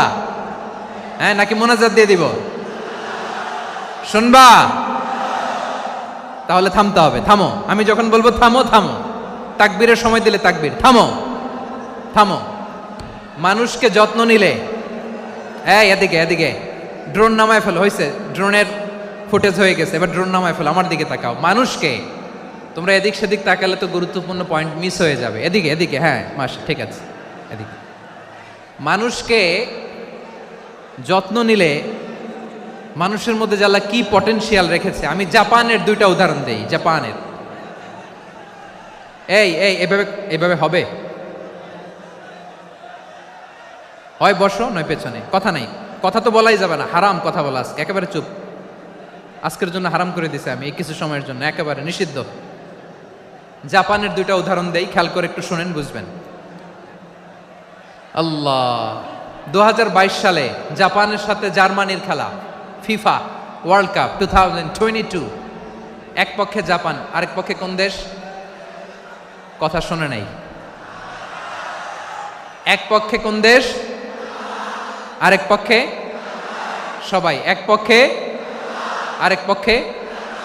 ওই খেলায় জিতেছিল জাপান, জিতেছিল 22 সালের এই ফিফা ওয়ার্ল্ড কাপে। জাপান ফুটবল খেলায় জিতে, as a part of their celebration তারা খেলার পরে পুরো স্টেডিয়ামটারে ক্লিন করে। The fan base of Japan, lakh lakh মানুষ খেলা দেখতে যায়, তো এত ডাস্টবিনও তো নাই। তো যারা ডাস্টবিনে জায়গা পায় নাই, তারা এই যে চকলেটের প্যাকেট, পানির বোতল, চিপসের প্যাকেট তারা এদিকে সেদিকে রেখে দিয়েছে। জাপানের ভক্তরা, জাপানের ফলোয়াররা, as a part of their celebration তারা খেলার পরে পুরো স্টেডিয়ামের সব ময়লা আবর্জনা ক্লিন করে তারপরে বিদায় নিয়েছে। তাদেরকে কি ক্লিন করার দায়িত্ব দেয়া হয়েছিল? এই যশোর, জাপানের যে ছেলেরা খেলা দেখতে গেছিল ওদেরকে কি ক্লিন করার দায়িত্ব দিছিল? তারা কি স্টেডিয়ামের পরিচ্ছন্নতা কর্মী? তাদের আকল, তাদের সিক্স সেন্স তাদেরকে বলেছে। ছোটবেলা থেকে জাপান গভর্নমেন্ট ওদেরকে এত পরিচ্ছন্নতা শেখায়, ক্লিনলিনেস অ্যাওয়ারনেস ক্যাম্পেইন করায়। ক্লাসে আমি দেখেছি, ক্লাসে নিজের বেঞ্চ নিজে মুছে, ক্লাসের মাঝখানে একটা সময় দেয়, নিজের টেবিল নিজে মুছে, নিজের ক্লাসরুমটা নিজে পরিষ্কার করে। রাস্তাঘাটে একটা ধুলা নাই, ময়লা নাই, একটা টিস্যু নাই। খেলার পরে গোটা বিশ্বকে তাক লাগিয়ে দিয়েছে। জাপানের ফ্যানরা সবার রেখে যাওয়া গার্বেজ, টিস্যু, বোতল পরিষ্কার করে তারপরে স্টেডিয়াম থেকে বিদায় নিয়েছে। আমরা কেন এমন হইতে পারলাম না? আমরা কেন এমন হইতে পারলাম না? জাপানের যারা এগুলো করছে ওদের 3টা করে চোখ না? চোখ তো 3টা। জাপানো লাগো, জাপানো লাগো। হাত তো 4টা, কান তো 6টা। হ্যাঁ, নাকি আমার মতো 2 হাত 2 কানালা মানুষ? চোখে দেখলে ওটা মানুষ না। চিন্তা করছেন? তার মানে জাপানিজদেরকে যে গ্রুমিং করে শিখানোর মাধ্যমে পরিচ্ছন্ন বানানো গেছে, ওরা যেমনি মানুষ আমরাও মানুষ। আমাদের সন্তানদেরকে শেখালে তারাও পারবে। পারবে কিনা? 2 নম্বর উদাহরণ বলি। চট্টগ্রাম ফেনীতে যারা গিয়েছেন, মেঘনা গোমতী ব্রিজ প্রকল্প নাম শুনছেন? মেঘনা একটা ব্রিজ পার হওয়া লাগে। এই মেঘনা গোমতী, এখানে 3টা ব্রিজ, কাঁচপুর সহ এই 3টা ব্রিজের নির্মাণ কাজ, রেনোভেশনের কাজ দেয়া হয়েছিল জাপানের একটা কোম্পানিকে। কাকে? জাপানের কোম্পানি। নির্মাণ শেষে 738 কোটি টাকা বেঁচে গেছিল, এটা গভর্নমেন্টের হাতে দিয়ে তারা বিদায় নিয়েছে। কত টাকা? 738 কোটি টাকা। যত প্রাক্কলিত ব্যয় নির্ধারণ করা হয়েছে সব টাকা সরকার, তৎকালীন সরকার 2019-এর সরকার, কারা ছিল তো জানেন? এই 2019-এর সরকার তাদেরকে দিয়েছে। তারা রিনোভেশন নির্মাণ শেষে 738 কোটি টাকা অতিরিক্ত বেঁচে গেছিল, এটা আবার গভর্নমেন্টের হাতে বুঝাই দিয়ে তারা বিদায় নিচ্ছে। আমরা কেন এমন হইতে পারলাম না? জাপানের ওরাও মানুষ, আমরাও মানুষ। তার মানে মানুষে মানুষে পার্থক্য আছে না নাই? আচ্ছা, জাপানের 2টা উদাহরণ দিলাম, এবার আমার দেশের 2টা উদাহরণ দিব না? বাংলাদেশের 2টা উদাহরণ দিই। 1 নম্বর উদাহরণ, গত সপ্তাহে আপনারা জানেন কক্সবাজার আমার একটা প্রোগ্রাম ছিল, তো হেলিকপ্টারে গিয়েছিলাম। ফেনী জেলা যখন পার হচ্ছি আমি দেখলাম 3টা উইন্ডমিল চিনেন তো, বিশাল পিলার, 3টা 4টা পাখা থাকে, বায়ু বিদ্যুৎ কেন্দ্র, বাংলাদেশের প্রথম বায়ু বিদ্যুৎ কেন্দ্র এটা, মুহুরী প্রজেক্ট বলে এটার সম্ভবত, মুহুরী প্রজেক্ট। তো সাগরের বাতাসের ঝাপটায় এটা ঘুরে এনার্জি হয়, ইলেকট্রিসিটি উৎপাদন হয়।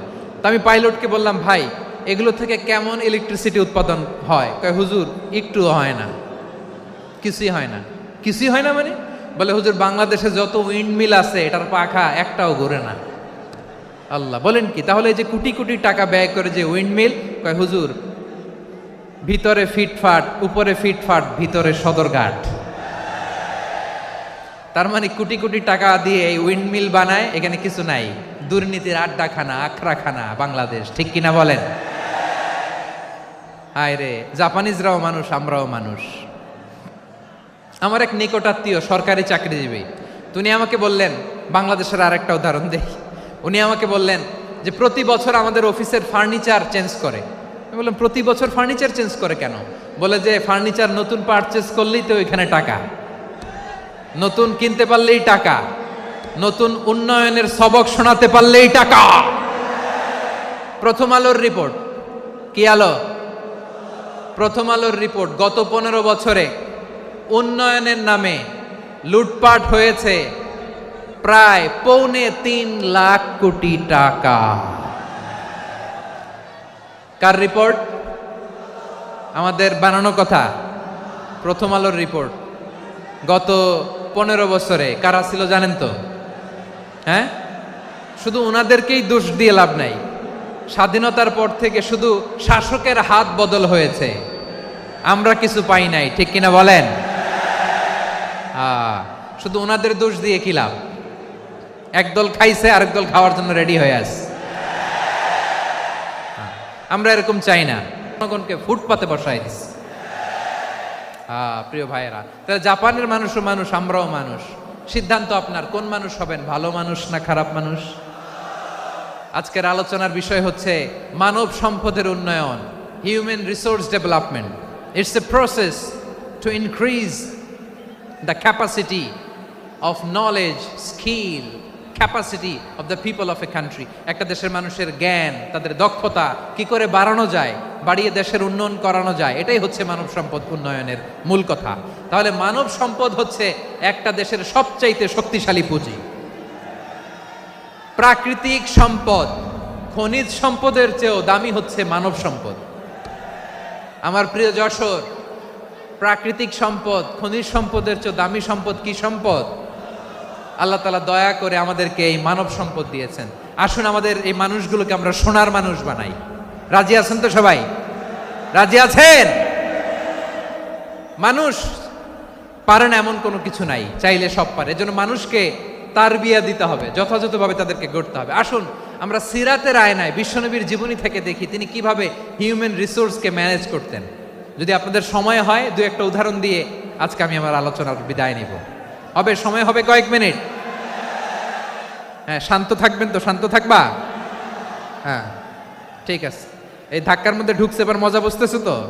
হ্যাঁ, মানা করছিলাম না? ঠিক আছে, টের পাও। হ্যাঁ, ঠিক আছে। যে আওয়াজ করবে আমি ওকে দেখতেছি, কে কে আওয়াজ করে দেখতেছি। শেষ কথা, শেষের দিকে চলে আসছি।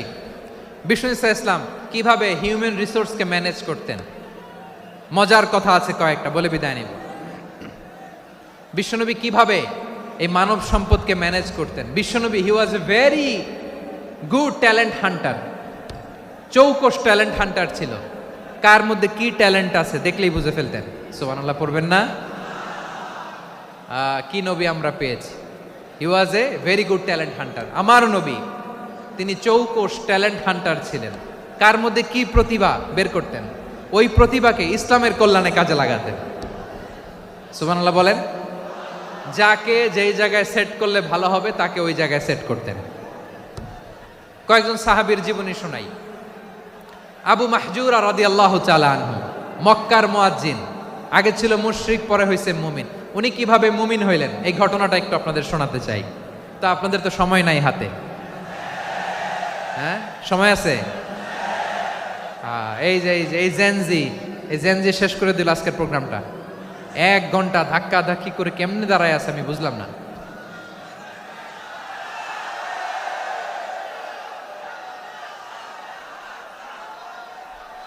না না, তাকবির না, চুপ করতে হবে। What I need you stop, just shut up, চুপ। হ্যাঁ ঠিক আছে, এভাবে। আবু মাহজুরা রাদিয়াল্লাহু তাআলা আনহু কিভাবে মুসলিম হলেন আওয়াজ করে শুনেন। হুনাইনের যুদ্ধ 8ম হিজরি, বিষ্ণু ঈসা ইসলাম হুনাইনের যুদ্ধ শেষে ফিরতেছেন, পথিমধ্যে বেলাল রাদিয়াল্লাহু তাআলা আনহু।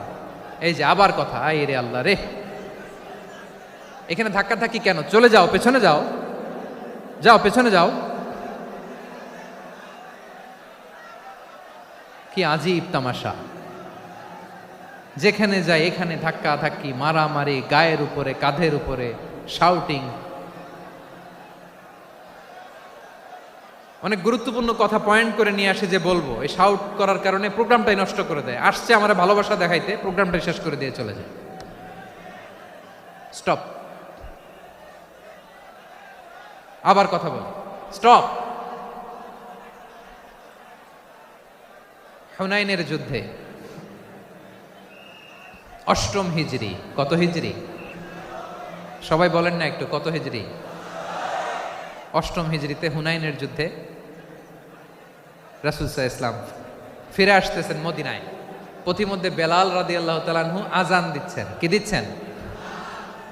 তো পাশে ছিল মুশরিকদের একটা পল্লী, কিছু মুশরিক তরুণ, কিছু অমুসলিম কিশোর, তারা আজানকে ব্যঙ্গ করতেছে। আমাদের বাংলায় মুখ ভেঙ্গানো বলে আর কি। বেলাল রাদিয়াল্লাহু তাআলা আনহু আজান দিচ্ছেন, ওই বাচ্চাগুলো মুশরিক, তো ওরা আজানকে ব্যঙ্গ করতেছে, বিকৃতি করে ওরাও আজান দিচ্ছে। উদ্দেশ্য হচ্ছে আজানকে নিয়ে ঠাট্টা করা। উদ্দেশ্য কি? ঠাট্টা করা। ব্যাপারটা মনে কষ্ট পাওয়ার মতো ব্যাপার না? কিন্তু বিশ্বনবী ওইখানে দেখেন কি খুঁজলেন। বিশ্বনবী খেয়াল করলেন অমুসলিম কিশোরদের মধ্য থেকে একটা কিশোরের গলাটা বড় দরাজ গলা, কণ্ঠটা বড় সুন্দর। খেয়াল করে দেখলেন যে কিছু কিশোর বেলালের আজানকে ব্যঙ্গ করে, বিকৃতি করে, কিন্তু একজনের কণ্ঠ দেখতে পাচ্ছেন না এত দূরে, কিন্তু কণ্ঠটা বড় সুন্দর, দরাজ গলা। বিশ্বনবী সাহাবীদেরকে বললেন, ধরো এগুলারে, ধরো। সবগুলারে ধরে বিশ্বনবীর সামনে আনা হলো। ওরা হাঁটু গেড়ে বসলো। বিশ্বনবী বললেন, তোমাদের মধ্যে কে যেন ব্যঙ্গ করে আজান দিচ্ছিল, তার গলাটা বড় উঁচু, গলার বেসটা বড় মজবুত, মেলোডিয়াস, সুমধুর কণ্ঠ। কে? আবু মাহজুরা বলে, আমার বন্ধুরা সবাই আমার দিকে আঙ্গুল দেখায়, আমি পড়ে গেছি বিপদে। রাসূল সাল্লাল্লাহু আলাইহি ওয়াসাল্লাম বাকি অমুসলিম তরুণদেরকে ছেড়ে দিলেন, বললেন তোমরা যাও। এবার আবু মাহজুরারে পাইছে। আবু মাহজুরার চুলের মধ্যে হাত দিলেন বিশ্বনবী, মাথায় হাত দিয়ে বললেন, এবার আজান দাও দেখি। আবু মাহজুরা বলে, আমি তো আজান দিতে জানি না, কারণ আমি তো বেলালেরটা শুইনা দিছি, আমার তো মুখস্থ নাই, আমি তো আজান দিতে জানি না। বিশ্বনবী বললেন, জানো না? তাহলে আসো আমি তোমারে শিখাই দেই। সুবহানাল্লাহ পড়েন।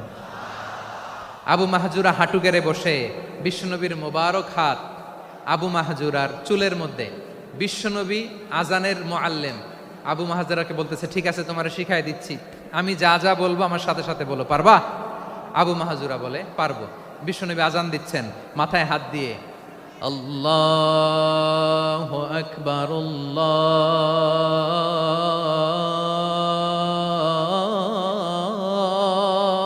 আকবার।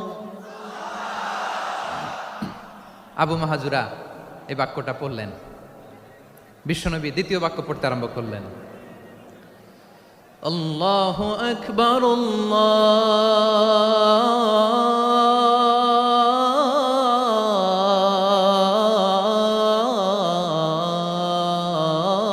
আল্লাহু আকবার। আবু মাহজুরা এই বাক্যটাও বললেন। বিশ্বনবী আবু মাহজুরার মাথার মধ্যে হাত দিয়ে তৃতীয় বাক্য পড়লেন, আশহাদু আল্লা ইলাহা ইল্লাল্লাহ।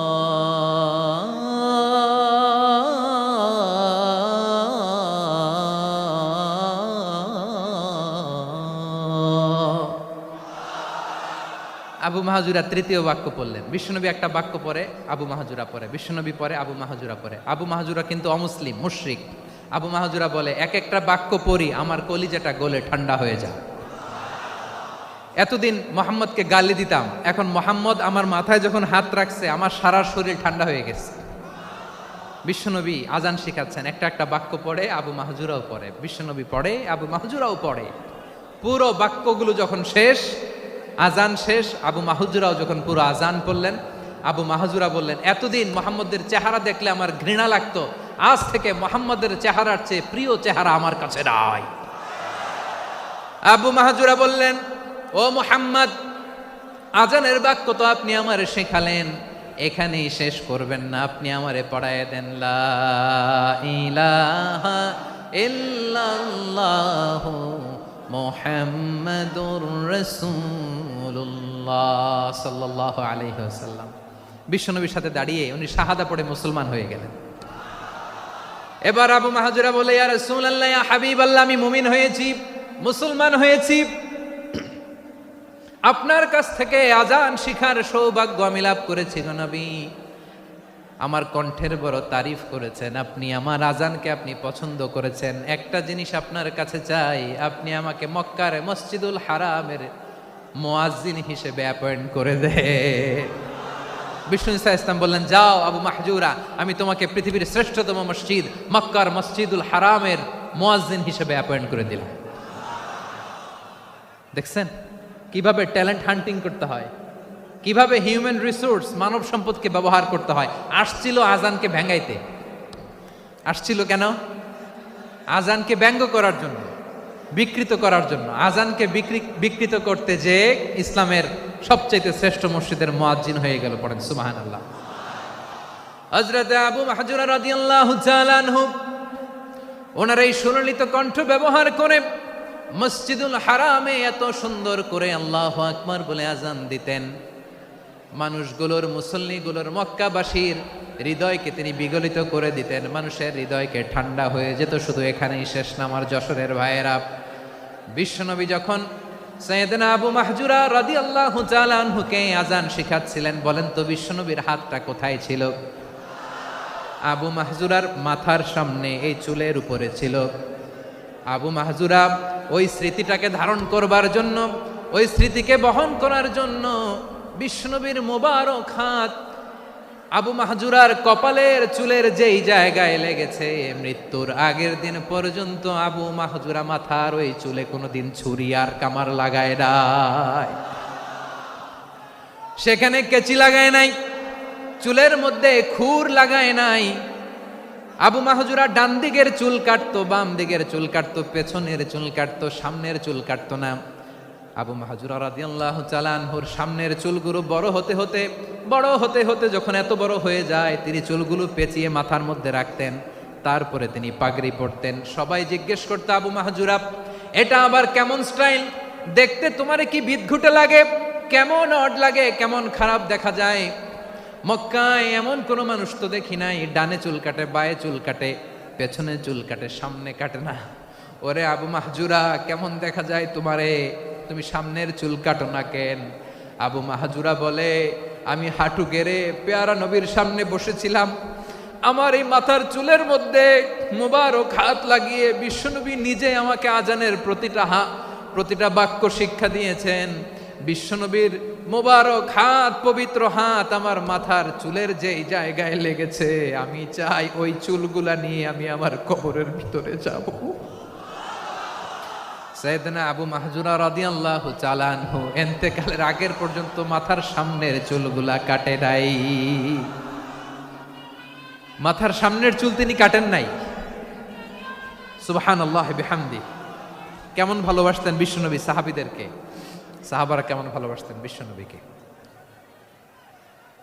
সামনের চুলগুলো বড় হতে হতে এত বড় ছিল, পেঁচিয়ে রেখে পাগড়ি পরতেন, কাটতেন না। নবীর হাত লেগেছিল। সুবহানাল্লাহ পড়েন। তাহলে what is the lesson? Moral of the story কি? মোরাল অফ দ্য স্টোরি হচ্ছে, আসছিল আজানকে ব্যঙ্গ করার জন্য, বিকৃত করার জন্য, হয়ে গেল মসজিদুল হারামের মুয়াজ্জিন। দেখেন বিশ্বনবী একটা খারাপ সিচুয়েশনের মধ্যে থেকে কি ভালো জিনিস বের করে আনলেন। আমি যে শুরুতে বলেছি কিভাবে তিনি হিউম্যান রিসোর্সকে ডেভেলপ করেছেন, ম্যানেজ করেছেন। তিনি যে চৌকুশ ট্যালেন্ট হান্টার ছিল, দেখেন সবার মধ্যে থেকে এর বাছাই করে মুয়াজ্জিন বানাই দিয়েছেন। সুবহানাল্লাহ পড়েন। তার মানে এই না সবাইরে ধরে ধরে উনি মুয়াজ্জিন বানাইছেন। যার যেই ট্যালেন্ট আছে তাকে ওই কাজে অ্যাসাইন করেছেন। যার যেই প্রতিভা আছে তার প্রতিভাকে ইসলামের কাজে লাগিয়েছেন। সুবহানাল্লাহ পড়েন। যায়েদ বিন সাবিত রাদিয়াল্লাহু তাআলা আনহু নাম শুনেছেন? যশোর কথা বেরোয় না। যদি জিগায় সালমান খানের নাম শুনছেন, সবাই হাত তুলবে, জি হুজুর শুনছি, মানে সব দেখা শেষ। সালমান খান, আমির খান, অমুক খান, সব খান মুখস্থ, কিন্তু যায়েদ বিন সাবিতের নাম মুখস্থ নাই মুসলমানদের। যেই সাহাবী মাথার সামনের চুল কাটে নাই, মসজিদুল হারামের মুয়াজ্জিন বানাইছেন বিশ্বনবী, সাহাবীর নাম কি? খায়া ফেলাইছে, স্লোগানের সাথে খায়া ফেলাইছে। আবু মাহজুরা, কি নাম? আবু মাহজুরা আল জুমাহি রাদিয়াল্লাহু তাআলা আনহু। এই নামটা আজকে নিয়ে যাইতে হবে যশোর। আবু মাহজুরা রাদিয়াল্লাহু তাআলা আনহু। 2 নম্বরে বলছিলাম যায়েদ বিন সাবিত রাদিয়াল্লাহু তাআলা আনহু। বিশ্বনবী দেখলেন মদিনার এই আনসারী সাহাবী হাইলি ট্যালেন্টেড, ইন্টেলেকচুয়াল, মেরিটোরিয়াস, জ্ঞানের প্রতি তার আকর্ষণ, মারাত্মক আকর্ষণ। বিশ্বনবী তাকে দায়িত্ব দিলেন, কোরআন যা নাজিল হয় তুমি লিখো, কাতিবুল ওয়াহি বানায় দিলেন। সুবহানাল্লাহ। যায়েদ বিন সাবিতরে আবার আজান শিখান নাই, কারণ তার মধ্যে বিশ্বনবী প্রতিভা দেখেছেন, একাডেমিক প্রতিভা। বিশ্বনবীর একাডেমিক প্রজেক্টগুলো তিনি হ্যান্ডেল করতেন। যায়েদ বিন সাবিত ছিল বিশ্বনবীর ব্যক্তিগত সচিব। কি ছিল? ব্যক্তিগত সচিব, বোঝেন নাই? বিশ্বনবীর ব্যক্তিগত সচিব এবং দোভাষী। ইহুদিরা কিছু লিখে দিলে এটার অর্থ বিশ্বনবীরে বুঝায় দিতেন, আবার ইহুদিদের কাছে কিছু লিখতে হলে তিনি লিখে দিতেন। বিশ্বনবী একদিন বললেন, ইন্নী ওয়াল্লাহি মা আমানু ইয়াহুদা আলা কিতাব। ইহুদিরা যে চিঠি পাঠায় অর্থ তো বুঝি না, আরেক ইহুদি আইনে অর্থ করা লাগে। আবার ইহুদিদের কাছে কিছু লিখে পাঠাইতে চাইলে আমরা তো লিখতে পারি না, ইহুদিরে দিয়ে লেখা লাগে। ওরা যে পয়রা শোনায় লিখে দেয়, আমি ওদের বিশ্বাস করি না। আমার নিজের একজন লোক দরকার। বিশ্বনবী এই যায়েদ বিন সাবিতকে চুজ করলেন ল্যাঙ্গুয়েজের জন্য। উনি বললেন, যায়েদ তোমার সফট স্কিলকে ডেভেলপ করতে হবে, তুমি হিব্রু ল্যাঙ্গুয়েজ শিখে ফেলো। যায়েদ বিন সাবিত বলল, বিশ্বনবীর মোটিভেশন আর ইন্সপিরেশন পেয়ে আমি 15 দিনে ইহুদিদের এই হিব্রু ল্যাঙ্গুয়েজ শিখে ফেললাম। শুধু শিখে ফেললাম না, হাত্তা হাদিকতু, even I became master in the language. এই ভাষা আমি পারদর্শী হয়ে গেলাম। এরপরে ইহুদিরা চিঠি লিখে পাঠালে আর কোনো ইহুদি ডাকা লাগতো না, আমি নবীর এটার অর্থ শুনে পরে বুঝায় দিতাম। আবার ইহুদিদের কাছে চিঠি লেখা লাগলে আমি যায়েদ বিন সাবিত চিঠি লিখে দিতাম। সুবহানাল্লাহ। দেখেন, এত সাহাবীর মধ্য থেকে বিশ্বনবীর একাডেমিক প্রজেক্ট, ব্যক্তিগত সচিব, দোভাষী হিসেবে তিনি যায়েদ বিন সাবিতের মতো তরুণকে নির্বাচিত করেছেন। কেমন ট্যালেন্ট হান্টার ছিল আমার নবী। সুবহানাল্লাহ পড়বেন না? বিশ্বনবীর ইন্তেকালের পরে সাইয়েদনা আবু বকর রাদিয়াল্লাহু তাআলা আনহু যখন খলিফা হয়ে আসলেন, কোরআনকে সংকলনের দায়িত্ব দেয়া লাগবে, কোন সাহাবীকে দিবেন? সব সাহাবারা মিলে পরামর্শ করলেন। সাইয়েদনা আবু বকর, ওমর সবাই মিলে বিশাল কোরআন সংকলনের গুরু দায়িত্ব বিশ্বনবীর ব্যক্তিগত সচিব, বিশ্বনবীর দোভাষী, বিশ্বনবীর সিলেক্ট করাই লোক যায়েদ ইবনে সাবিত রাদিয়াল্লাহু তাআলা আনহুকে দিয়েছে। কোরআনের কপি তো আজকে এখানে রাখে নাই। এই যে আজকের যে কোরআন পড়েন, এটা আগে এরকম ছিল না। কোরআন নাজিল হলে সাহাবারা চামড়ার, ওটের চামড়ায় লিখে ফেলতো, ওটের চ্যাপ্টা হাড্ডির মধ্যে লিখে ফেলতো, গাছের গুড়ির মধ্যে লিখে ফেলতো। বিভিন্ন জনের কাছে ছড়ানো ছিটানো ছিল। আবু বকর রাদিয়াল্লাহু তাআলা আনহু একসাথে করলেন, পরবর্তীতে উসমান রাদিয়াল্লাহু তাআলা আনহু একসাথে করলেন। 114 সূরার এখন এই মুসহাফ, এই কম্পাইলেশন, এই কপি আমরা পেয়েছি, যার হিউজ কন্ট্রিবিউশন ছিল। এই পুরো কোরআন কম্পাইলেশনের প্রজেক্ট ম্যানেজার ছিল যায়েদ বিন সাবিত রাদিয়াল্লাহু তাআলা। কোরআন কম্পাইলেশনের প্রজেক্ট ম্যানেজার। দেখেন, ওনারে মাথায় হাত দিয়ে আজান শিখায় নাই। সুবহানাল্লাহ কইবেন না? তাহলে প্রথম সাহাবী আবু মাহজুরাকে মুয়াজ্জিন বানাইলেন, যায়েদ বিন সাবিতকে ব্যক্তিগত সচিব আর দোভাষী বানালেন, মুসআব ইবনে উমাইর রাদিয়াল্লাহু তাআলা আনহুকে ইসলামের প্রথম অ্যাম্বাসেডর বানালেন। তাহলে তৃতীয় নাম্বার একজন সাহাবীর নাম বলছি, মুসআব ইবনে উমাইর। মুসআব কি নাম? নামটা কেমন লাগে? এই কয়েকজনের ভাল লাগে, বাকিদের ভাল লাগে না? ভাল লাগে? এই এই আর কয়েকটা মিনিট দেওয়া যাবে না আমাকে আল্লাহর রাস্তে? হ্যাঁ ঠিক আছে, আমি তোমাদেরকে ভালোবাসা দেখাবো, দোয়া করব যদি চুপ থাকো, একেবারে চুপ, কষ্ট সহ্য করো, বাকিরে যা সওয়াব পাবে তোমরা ডবল পাবা, যেহেতু কষ্ট বেশি, কিন্তু চুপ। 3 নম্বর সাহাবীর নাম মুসআব। এই ধাক্কাধাক্কি কেন, ধাক্কাধাক্কি কেন রে ভাই? না না না, এরকম হইলে আসবো না যশোর, আমি আর আসবো না। হয় পিছনে চলে যাও, নাহলে চুপ, ধাক্কাধাক্কি নাই। 3 নম্বর সাহাবীর নাম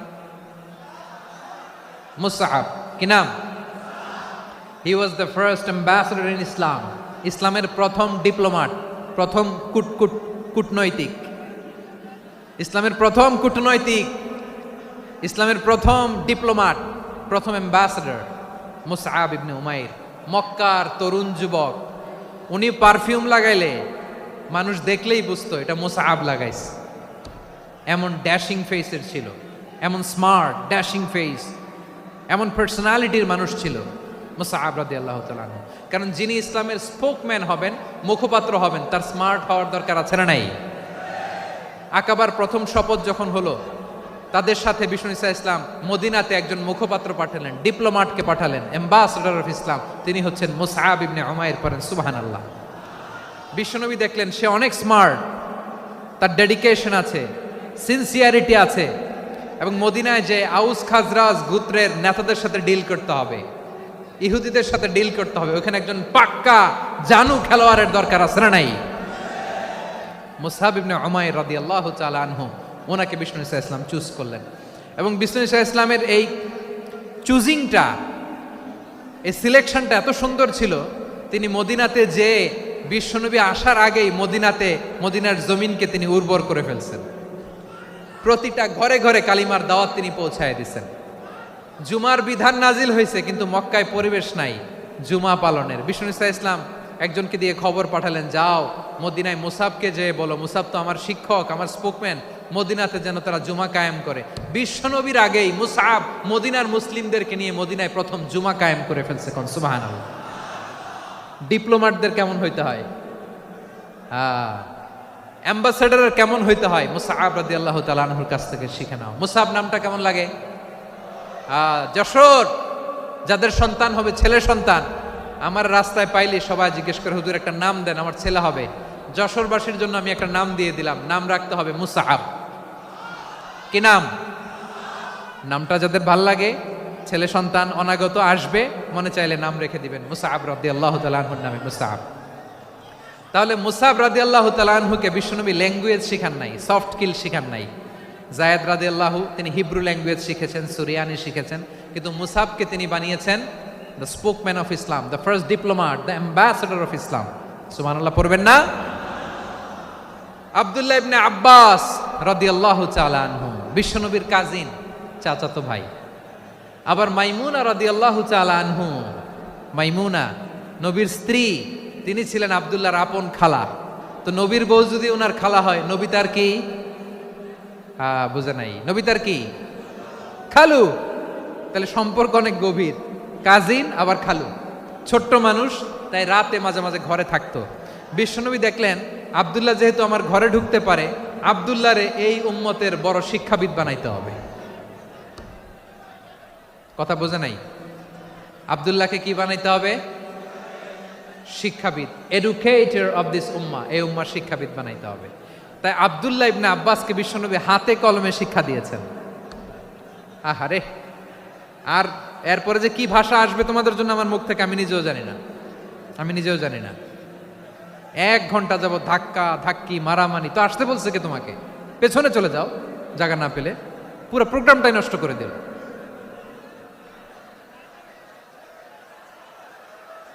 জি, আমার দিকে তাকান, আমি শেষ করে দিচ্ছি। হবে না, ইন্টেলেকচুয়াল আলোচনা এখানে হবে না, আমি বুঝতে পারছি, আমি শেষ করে দিচ্ছি। আব্দুল্লাহ ইবনে আব্বাস রাদিয়াল্লাহু তাআলা আনহু, মনোযোগ দিয়ে কয়েকটা মিনিট শুনুন, আমি এখনই শেষ করে দিচ্ছি, এরপর আওয়াজ করবে। এই যে এগুলো কি আমি বুঝলাম না। আমি বললাম না সব করা যাবে, বসে যাও, শুয়ে যাও, চলে যাও, আওয়াজ করা যাবে না। অন্যকে বসো এটাও বলার দরকার নেই, জাস্ট এদিকে তাকাও। আল্লাহ। আব্দুল্লাহ ইবনে আব্বাস রাদিয়াল্লাহু তাআলা আনহু, ওনাকে বিশ্বনবী হাতে কলমে শিক্ষা দিয়েছেন, যেহেতু উম্মতের শিক্ষাবিদ হবেন, এডুকেটর হবেন। তো বিশ্বনবী রাতে যখন তাহাজ্জুদ পড়তেন, ছোট্ট আব্দুল্লাহ ঘরে থাকতো, বুঝতে পেরেছেন? ছোট্ট মানুষ তো ঘরে থাকতো। তো বিশ্বনবী তাহাজ্জুদের জন্য একবার দাঁড়িয়েছেন, ছোট্ট আব্দুল্লাহ ওযু করে দাঁড়াইছে। আচ্ছা বলেন তো, ইমাম আর মুসল্লি মোট যদি দুইজন হয়, একজন ইমাম একজন মুসল্লি, তো মুসল্লি ইমামের কোন দিকে দাঁড়াবে? ডানে দাঁড়াবে। ছোট্ট আব্দুল্লাহ বুঝে নাই, বিশ্বনবী তাহাজ্জুদ শুরু করেছেন, উনি একতেদা করছেন আর দাঁড়াইছেন বায়ে। কোথায় দাঁড়িয়েছেন? আব্দুল্লাহ বলেন, যখন আমি বায়ে দাঁড়ালাম, আখাযা রাসূলুল্লাহ সাল্লাল্লাহু আলাইহি ওয়াসাল্লাম উযুনি আল ইউমনা ইয়াফতিলুহা, বিশ্বনবী নামাজরত অবস্থায় আমার কান ধরে টেনে আমার ডান দিকে এনে দাঁড় করায় দিলেন। পড়েন সুবহানাল্লাহ। দেখেন হাতে কলমে শিক্ষা। আর জীবনে ভুল হবে? কথা কয় না, আর ভুল হবে? আর ভুল হবে না। এভাবে বিশ্বনবীর অনেক সঙ্গ পেয়েছেন, সফর করেছেন, একই বাহনে বসেছেন, এক বাহনে বসে লম্বা নসিহত করেছেন, বলেছেন, ইয়া গোলাম ইহফাজিল্লাহ ইয়াহফাজকা, ইহফাজিল্লাহ তাজিদহু তুজাহাক, ইযা সাআলতা ফাসআলিল্লাহ ওয়া ইযা ইসতাআনতা ফাসতাইন বিল্লাহ। আল্লাহর বিধান মানো, আল্লাহর বিধান রক্ষা করো, আল্লাহ তোমায় রক্ষা করবে। আব্দুল্লাহ, চাইতে হলে আল্লাহর কাছে চাও, সাহায্য চাইতে হলে আল্লাহর কাছে সাহায্য চাও। মনে রাখো, গোটা বিশ্বের সবাই যদি তোমার সাহায্য করতে চায়, ততটুকুই করতে পারবে যতটুকু আল্লাহ তোমার নসিবে রেখেছে। গোটা বিশ্ব যদি তোমার বিরুদ্ধে ষড়যন্ত্রে দাঁড়িয়ে যায়, ক্ষতি ততটুকু করতে পারবে যতটুকু তোমার জন্য বরাদ্দ আছে, এর বাইরে কিছু করতে পারবে না। আওয়াজ করে বলেন ঠিক কিনা? এভাবে হাতে কলমে শিখিয়েছেন, বিশ্বনবীর সঙ্গ পেয়েছেন। ওনাকে বিষ্ণু ইসলাম শিক্ষাবিদ, এডুকেটর অফ দিস উম্মাহ হিসেবে সিলেক্ট করেছেন, হাতে কলমে শিখিয়েছেন। বিশ্বনবী একবার প্রকৃতির ডাকে সাড়া দিয়ে এসেছেন, এখন কি করতে হবে? নামাজের জন্য অজু করতে হবে। বিশ্বনবী এসেই দেখেন অজুর বদনায় পানি ভরা, খুশি হয়ে গেলেন, বললেন, কে রেখেছে পানি? একজন বলল, আব্দুল্লাহ রেখেছে। বিশ্বনবী অত্যন্ত খুশি হলেন, খুশি হয়ে একটা দোয়া করলেন, বললেন, আল্লাহুম্মা ফাক্কিহু ফিদ্দীন ওয়া আল্লিমহু তা'ওয়ীল, আল্লাহ তুমি আব্দুল্লাহকে দ্বীনের বুঝ দিও আর কোরআনের তাফসির শিক্ষা দিও। বিশ্বনবীর এই দোয়া এমন লাগছে, উনি রাইসুল মুফাসসিরিন, এই পৃথিবীতে যত মুফাসসির ছিল, যত মুফাসসির আসবে, সকল মুফাসসিরের সম্রাট হিসেবে স্বীকৃত হয়েছেন আব্দুল্লাহ ইবনে আব্বাস। বিশ্বনবী ওনারে আজান শিখান নাই, বিশ্বনবী ওনারে ল্যাঙ্গুয়েজ শিখান নাই, বিশ্বনবী ওনারে অ্যাম্বাসাডর বানান নাই, হাতে কলমে শিক্ষা দিয়েছেন। ছোট্ট মানুষ, বিশ্বনবী ইন্তেকাল করলেন, আবু বকরের সময় গেল, ওমরে ফারুকের খেলাফত, তখনও তিনি তরুণ। ওমরে ফারুক রাদিয়াল্লাহু তাআলা আনহু ওনার ক্যাবিনেট মিনিস্ট্রির বৈঠকে এই আব্দুল্লাহ ইবনে আব্বাসকে পাশ দিয়ে বসায় রাখতেন। বয়স্ক সাহাবারা এটা পছন্দ করতো না, তারা বলতো, ঘটনা কি? আব্দুল্লাহর মতো ছেলে নাতি আমাদের আছে, এরা কেন রাখে ওমরে ফারুক? ওমরে ফারুক এটা টের পেলেন, তিনি বুঝতে পারলেন যে ক্যাবিনেট মেম্বাররা এটা পছন্দ করে না, ছোট্ট আব্দুল্লাহরা কেন রাখি, কেন যে রাখি, এটা একদিন বুঝাবো। একদিন মিটিংয়ে তিনি সবাইকে বললেন, ইদা জাআ নাসরুল্লাহি ওয়াল ফাতহ, এই আয়াত দ্বারা উদ্দেশ্য কি বলেন তো মুরব্বী সাহাবীরা? এক সাহাবী বলেন, এই সূরা দ্বারা উদ্দেশ্য, আল্লাহ বলেছেন আমাদেরকে বিভিন্ন ল্যান্ড, বিভিন্ন এলাকা বিজয় করতে হবে। ওমরে ফারুক বললেন, না, হয়নি। আরেকজন বললেন, বিজয় হওয়ার পর আমাদের বেশি বেশি আল্লাহর বরত্বের ঘোষণা দিতে হবে, এটা উদ্দেশ্য। ওমরে ফারুক বললেন, না, হয় নাই। যারে জিজ্ঞেস করেন কেউ পারে না। সব শেষে বিশ্বনবী ছোট্ট আব্দুল্লাহরে বলেন, আব্দুল্লাহ, ইদা জাআ নাসরুল্লাহি ওয়াল ফাতহ, এর দ্বারা উদ্দেশ্য কি বলো তো? ছোট্ট আব্দুল্লাহ বলেন, হুয়া আজালু রাসূলিল্লাহ, এই আয়াত দ্বারা বিশ্বনবীর বিদায়কে উদ্দেশ্য নেওয়া হয়েছে। ওমরে ফারুক বললেন, হাযা হুয়া, এটাই তো সঠিক উত্তর, এটাই সঠিক তাফসীর এই আয়াতের। কারণ ইদা জাআ নাসরুল্লাহি ওয়াল ফাতহ, যখন আল্লাহর সাহায্য আর বিজয় আসবে, ওয়া রাআইতান নাসা ইয়াদখুলুনা ফি দীনিল্লাহি আফওয়াজা, আপনি দেখবেন দলে দলে, ঢলে ঢলে, বানের পানির মতো মানুষ ইসলামের দিকে ঢুকতেছে, ইসলামের বিজয় হয়েছে। তো ইসলামের বিজয়ের মিশন নিয়ে নবী আসছে, বিজয়ী যখন হয়ে গেছে, এখন তো নবীর বিদায় হবে। জোরে বলেন ঠিক কিনা? কোন সাহাবী এই সূক্ষ্ম কথাটা ধরতে পারে নাই, ওই আব্দুল্লাহ ছাড়া। আব্দুল্লাহ যখন উত্তর দিছে, সব সাহাবীদের টনক নড়েছে। এরপর থেকে কোনো ক্যাবিনেট মিটিং এ আর কোনো সাহাবারা কোনো প্রশ্ন করে নাই। আওয়াজ করে পড়েন সুবহানাল্লাহ। বিশ্বনবী আব্দুল্লাহ ইবনে আব্বাসকে দ্য এডুকেটর অফ দ্য উম্মাহ, উম্মার শিক্ষাবিদ হিসেবে গ্রহণ করেছেন। আওয়াজ করে পড়তে হবে আল্লাহু আকবার। সাহাবীদের নামগুলো মনে থাকবে? 1 নম্বরে আবু মাহজুরা, মুয়াজ্জিন বানাইছেন। যায়েদ ইবনে সাবিত, দোভাষী, ট্রান্সলেটর অফ প্রফেট, এবং তিনি ছিলেন বিশ্বনবীর ব্যক্তিগত সচিব। Musab ibn Umair, the first ambassador and diplomat of Islam. Abdullah ibn Abbas, এই উম্মার সবচেয়ে বড় এডুকেটর, শিক্ষাবিদ। আরেকজন ছিল আব্দুল্লাহ ইবনে মাসউদ রাদিয়াল্লাহু তাআলা। 2 আব্দুল্লাহ, আব্বাস গেল, আরেকজন হচ্ছে মাসউদ। মক্কার তরুণ, ছাগল পালতো মুশরিকের বিশ্বনবী আর আবু বকর রাদিয়াল্লাহু তাআলা আনহু একবার গেলেন, যে দেখে এই তরুণ দাঁড়ায় আছে। বিশ্বনবী বলেন, আমি খুব ক্ষুধার্ত, তোমার কাছে কি দুধ আছে ছাগলের? আব্দুল্লাহ আছে, ওয়ালাকিন আনা মু'তামান, কিন্তু যে দুধ আছে এটা আমানতের, আমি দিতে পারবো না। বিশ্বনবী এইটা শুনেই তার টার্গেট করে ফেলছে। আনা মু'তামান, দুধ আছে কিন্তু এটা আমার মালিকের, আমি তো দরদ দেখাই, আমার মালিকের দুধ, আপনি পথিক, আপনারে দিতে পারি না। বিশ্বনবী টার্গেট করে ফেলছেন, এরে আমার কাজে লাগাইতে হবে। বিশ্বনবী বলেন, আচ্ছা ঠিক আছে, দুধ দিও না, কিন্তু এমন ছাগি আছে কিনা যেই ছাগির সাথে কোনো ছাগলের মিলন হয় নাই, তার ওলানে দুধও আসে নাই, বাচ্চাও নাই, এরকম ছাগির থেকে যদি আমি দুধ খাই তাহলে তো সমস্যা নাই। বলতেছে, এরকম ছাগির থেকে দুধ খাইলে সমস্যা নাই, কারণ এরকম ছাগির ওলান থেকে দুধ আসবেও না। বলতেছে, ঠিক আছে, এরকম একটা ছাগি নিয়ে আস। নিয়ে আসা হলো। বিশ্বনবী বিসমিল্লাহ বলে ওই ছাগির ওলানে হাত দিলেন। হাত দিতে দেরি, পুরো ওলানটা দুধে ভরে যেতে দেরি হয় না। বিশ্বনবী আর আবু বকর রাদিয়াল্লাহু তাআলা আনহু দহন করে পেট ভরে খেলেন। এই দৃশ্য আব্দুল্লাহ ইবনে মাসউদের হৃদয়ে দাগ কাটলো। এই মুজিজা দেখে তিনি বললেন, আশহাদু আল্লা ইলাহা ইল্লাল্লাহ ওয়া আশহাদু আন্না মুহাম্মাদুর রাসূলুল্লাহ। তিনি ষষ্ঠ মুসলিম ছিলেন, 6 নম্বর মুসলমান। ওনাকে টার্গেট করে বিশ্বনবী দেখলেন এমন ইন্টেলেকচুয়াল ব্রেন, উনি সূক্ষ্ম সূক্ষ্ম জিনিস বুঝে বেশি, ফিকহি জ্ঞান ওনার মধ্যে বেশি। বিশ্বনবী ওনাকে কোরআনের জ্ঞান শিক্ষা দিতে লাগলেন। উনি বিশ্বনবী সবার কাছে কোরআন শোনায়, কিন্তু বিশ্বনবী নিজে আব্দুল্লাহ ইবনে মাসউদের কাছ থেকে কোরআন শুনতো। বিশ্বনবী একবার বললেন, ইকরা আলাইয়া ইয়া মাসউদ। ইবনে মাসউদ, একবার শোনাও তো কোরআন দেখি। আব্দুল্লাহ ইবনে মাসউদ বলে, আকরাউ আলাইকা ওয়া আলাইকা উনজিল। নবী, আপনার উপর কোরআন নাজিল হয় আর আমি আপনার সামনে কোরআন পড়ব। বিশ্বনবী বললেন, ইন্নী উহিব্বু আন আসমাআহু মিন গায়রি। আমি নিজে পড়তে যেমনি ভালোবাসি, অন্যে পড়ুক আমি শুনবো, এটাও আমি ভালোবাসি। সূরা নিসা তিনি তেলাওয়াত করে শুনিয়েছেন। এমন সূক্ষ্ম সূক্ষ্ম বিষয় বিশ্বনবী ওনাকে ধরিয়ে দিয়েছেন। উনি হয়ে গিয়েছেন, আব্দুল্লাহ ইবনে আব্বাস হয়েছেন রাইসুল মুফাসসিরিন, উনি হয়ে গিয়েছেন ফাকিহুল উম্মাহ। ওনার চাইতে বড় ফকি এই পৃথিবী আর দেখবে না। চিল্লায় বলেন সুবহানাল্লাহ।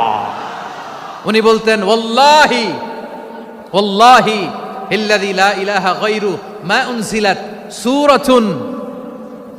উনজিলাত সূরাতুন ইল্লা ওয়া আনা আ'লামু আইনা উনজিলাত ওয়া ফিমা উনজিলাত। বিশ্বনবী এমন ভাবে কোরআনের দার্স আমাকে দিয়েছেন, কোরআনে যত সূরা নাজিল হয়েছে, যেখানে নাজিল হোক না কেন আমি জানি এটা কোথায় নাজিল হয়েছে এবং কোন প্রেক্ষাপটে নাজিল হয়েছে। এমন একটা সূরা নাই যে সূরার কোথায় নাজিল হয়েছে আমি মাসুদের জানা নাই, কোন প্রেক্ষাপটে নাজিল হয়েছে আমার জানা নাই। এরকম ঘটবে না। চিল্লায় বলেন আল্লাহু আকবার। এই আব্দুল্লাহ ইবনে মাসউদ রাদিয়াল্লাহু তাআলা আনহু ওমরে ফারুকের সময় কুফার চিফ জাস্টিস ছিলেন। কুফা নগরীর চিফ জাস্টিস। চিফ জাস্টিস বুঝেন নাই? বিচারপতি। কি ছিলেন?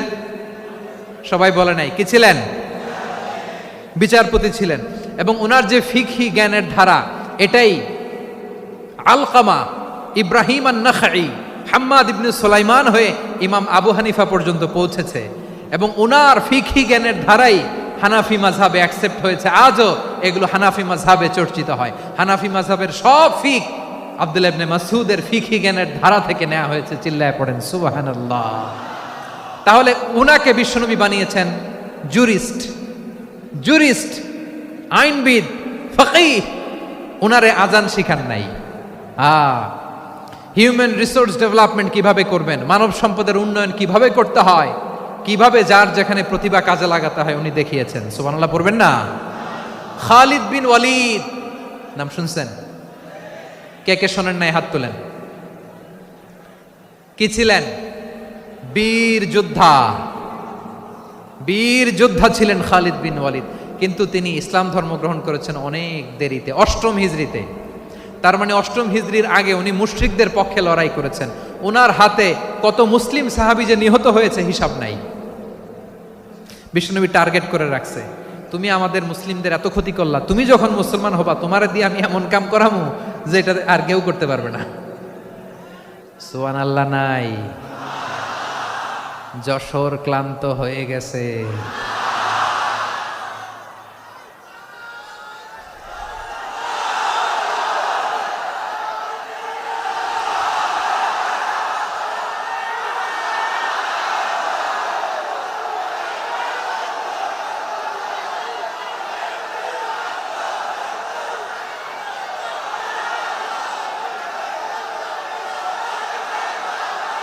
মাশাআল্লাহ, বসুন বসুন বসুন। খালিদ বিন ওয়ালিদ রাদিয়াল্লাহু তাআলা আনহু 8ম হিজরিতে মুসলিম হয়েছেন, মক্কা বিজয়ের আগে। তো মক্কা বিজয়ের আগে যখন মুসলিম হয়েছেন, এর আগে কি করছেন? কাফিরদের সাথে যুদ্ধ করেছেন। উনি উহুদের যুদ্ধে মুসলমানদের যে পরাজয় ভাব, কঠিন পরিস্থিতির মুখোমুখি উনার কারণে পেছন থেকে এমন আতর্কিত আক্রমণ করেছেন, মুসলমানদেরকে কচুকাটা করেছেন। 8ম হিজরিতে আল্লাহ তাআলা হেদায়েতের নূর দিয়ে ওনার হৃদয়টাকে উজালা করে দিলেন। লা ইলাহা, এটা এমন বাণী যার হৃদয়ে একবার টাচ খাবে, এইটা থেকে সে আর পালিয়ে বেড়াতে পারে। ঝিনুকের ভেতর লুকিয়ে থাকে যেমন মতি, ঝিনুকের ভেতর লুকিয়ে থাকে যেমন মতি, কলমা শাহাদাতে আছে আল্লাহর জ্যোতি, কলমা শাহাদাতে আছে আল্লাহর জ্যোতি। ঠিক কিনা বলেন? মক্কা বিজয়ের আগে মুসলিম হলেন, হওয়ার পরেই বিশ্বনবীর টার্গেট ফুলফিল হলো। ওই যে টার্গেট করে রেখেছেন আর দোয়া করেছেন, খালিদ বিন ওয়ালিদ যদি মুসলিম হয় তাকে আমি মিলিটারি চিফ বানাবো। ওনাকে আজান শিখান নাই, ওনারে কান ধইরা নামাজের এই মাথা থেকে ওই মাথা আনান নাই, ফিকহি কোরআনের সূক্ষ্ম তাফসীর ওনারে শিখান নাই, অ্যাম্বাসেডর বানান নাই। বিষ্ণু ইসলাম উনাকে সামরিক অভিযানে প্রেরণ করেছেন। সামরিক অভিযানে তিনি প্রেরণ করেছেন। উনার জীবদ্দশায় উনার নেতৃত্বে যতগুলো যুদ্ধ হয়েছে, একটা যুদ্ধেও তিনি পরাজয় বরণ করেন নাই।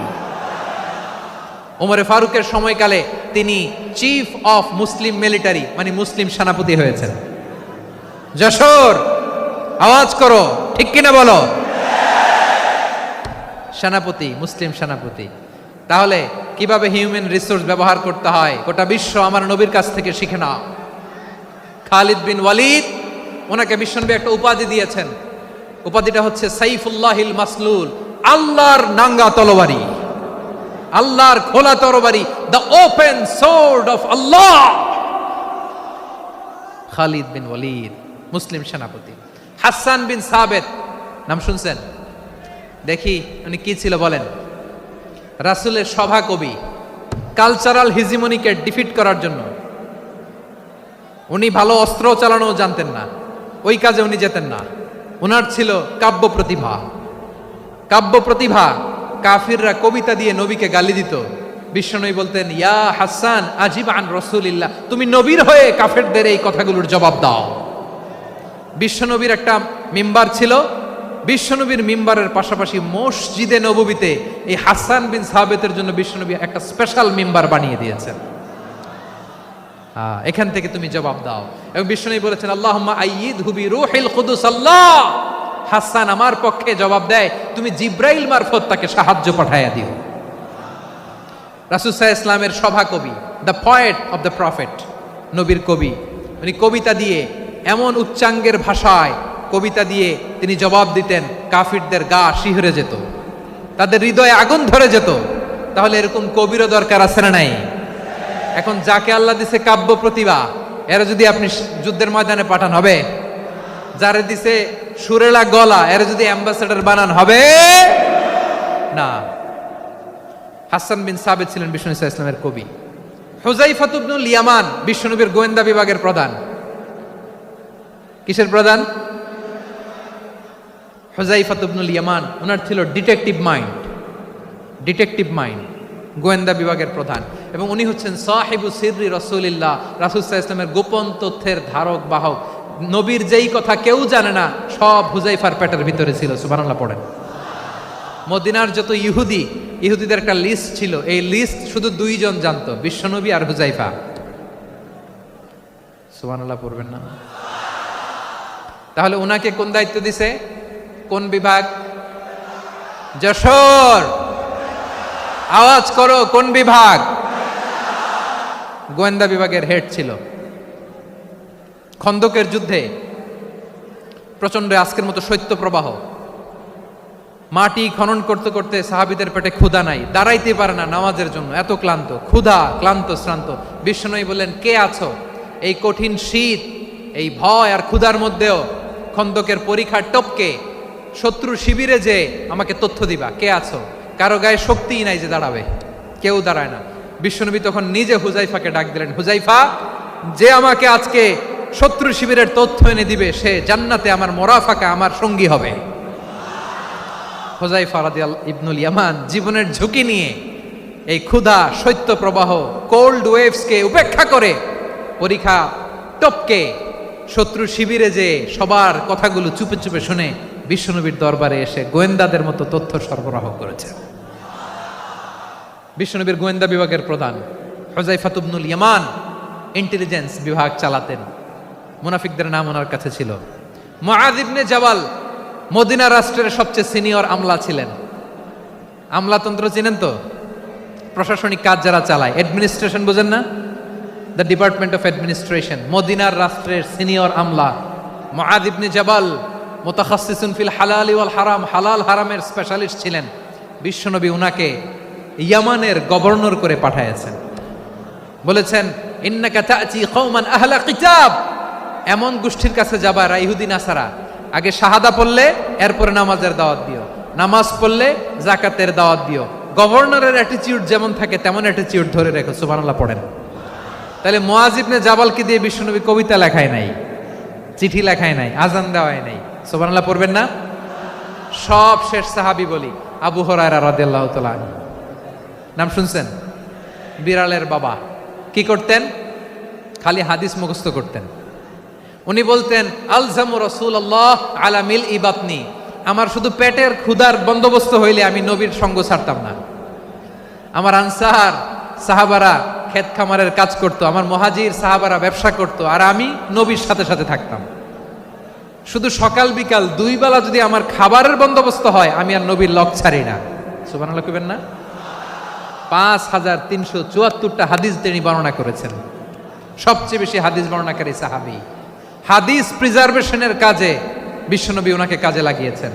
উনি একদিন বলেন, ইয়া রাসূলুল্লাহ আসমাউ মিনকা কাসীরান ফালা আহফাজু, নবী অনেক কথা শুনি আমার মনে থাকে না। বিষ্ণু বললেন, তাই? উবসুত রিদাক, তোমার চাদরটা বিছাও। আবু হুরায়রা বিছালেন, বিশ্বনবী হাত বুলায় দিলেন, এরপরে অনেক হাদিস বর্ণনা করলেন। আবু হুরায়রা বলে, তারপর থেকে বিশ্বনবী যাই বর্ণনা করে আমি শুনি আর একটাও বলি না। এখন সুবহানাল্লাহ। বিশ্বনবী ওনাকে হাদিস প্রিজার্ভেশন, নবীর এই যে লক্ষ্য হাদিস প্রিজার্ভেশনের এই দায়িত্ব দিয়েছেন সাইয়েদনা আবু হুরায়রা রাদিয়াল্লাহু তাআলা আনহুকে। প্রিয় ভাইরা, তাহলে 10 জন সাহাবীর কথা যে বললাম, আপনারা কি খেয়াল করেছেন কত বড় ট্যালেন্ট হান্টার, চৌকস ট্যালেন্ট হান্টার ছিল আমার নবী। এক একজনের এক এক ট্যালেন্ট, এক এক কাজে অ্যাসাইন করেছেন, এক একজনকে এক এক দায়িত্ব দিয়েছেন, এক একজনের প্রতিভাকে এক একভাবে বিকশিত হওয়ার সুযোগ দিয়েছেন। আওয়াজ করে বলেন ঠিক কি না? এখন আমার পর্দার আড়ালে আমার মায়েরা বলবে, এতগুলো পুরুষ সাহাবীর কথা বললো, নারী সাহাবীরা কি কিছু করে নাই? হ্যাঁ, একজন নারী সাহাবীর কথা বলে মোনাজাত হবে, দোয়া ছাড়া কেউ যাব না। রুফাইদা আল আসলামিয়া রাদিয়াল্লাহু তাআলা আনহা, ওনার বাবার নাম সাআদ আল আসলামি। বিশ্বনবী কি খেয়াল করলেন দেখেন, সাআদ ছিল মদিনার বড় ডাক্তার। এই নারী সাহাবী রুফাইদা বাবার কাছ থেকে চিকিৎসা বিদ্যা শিখেছেন। যখন শিখছে বিশ্বনবী দেখলেন, আমার তো প্রতি সপ্তাহে সপ্তাহে যুদ্ধে আহত সাহাবীদের সেবা দিবে কে?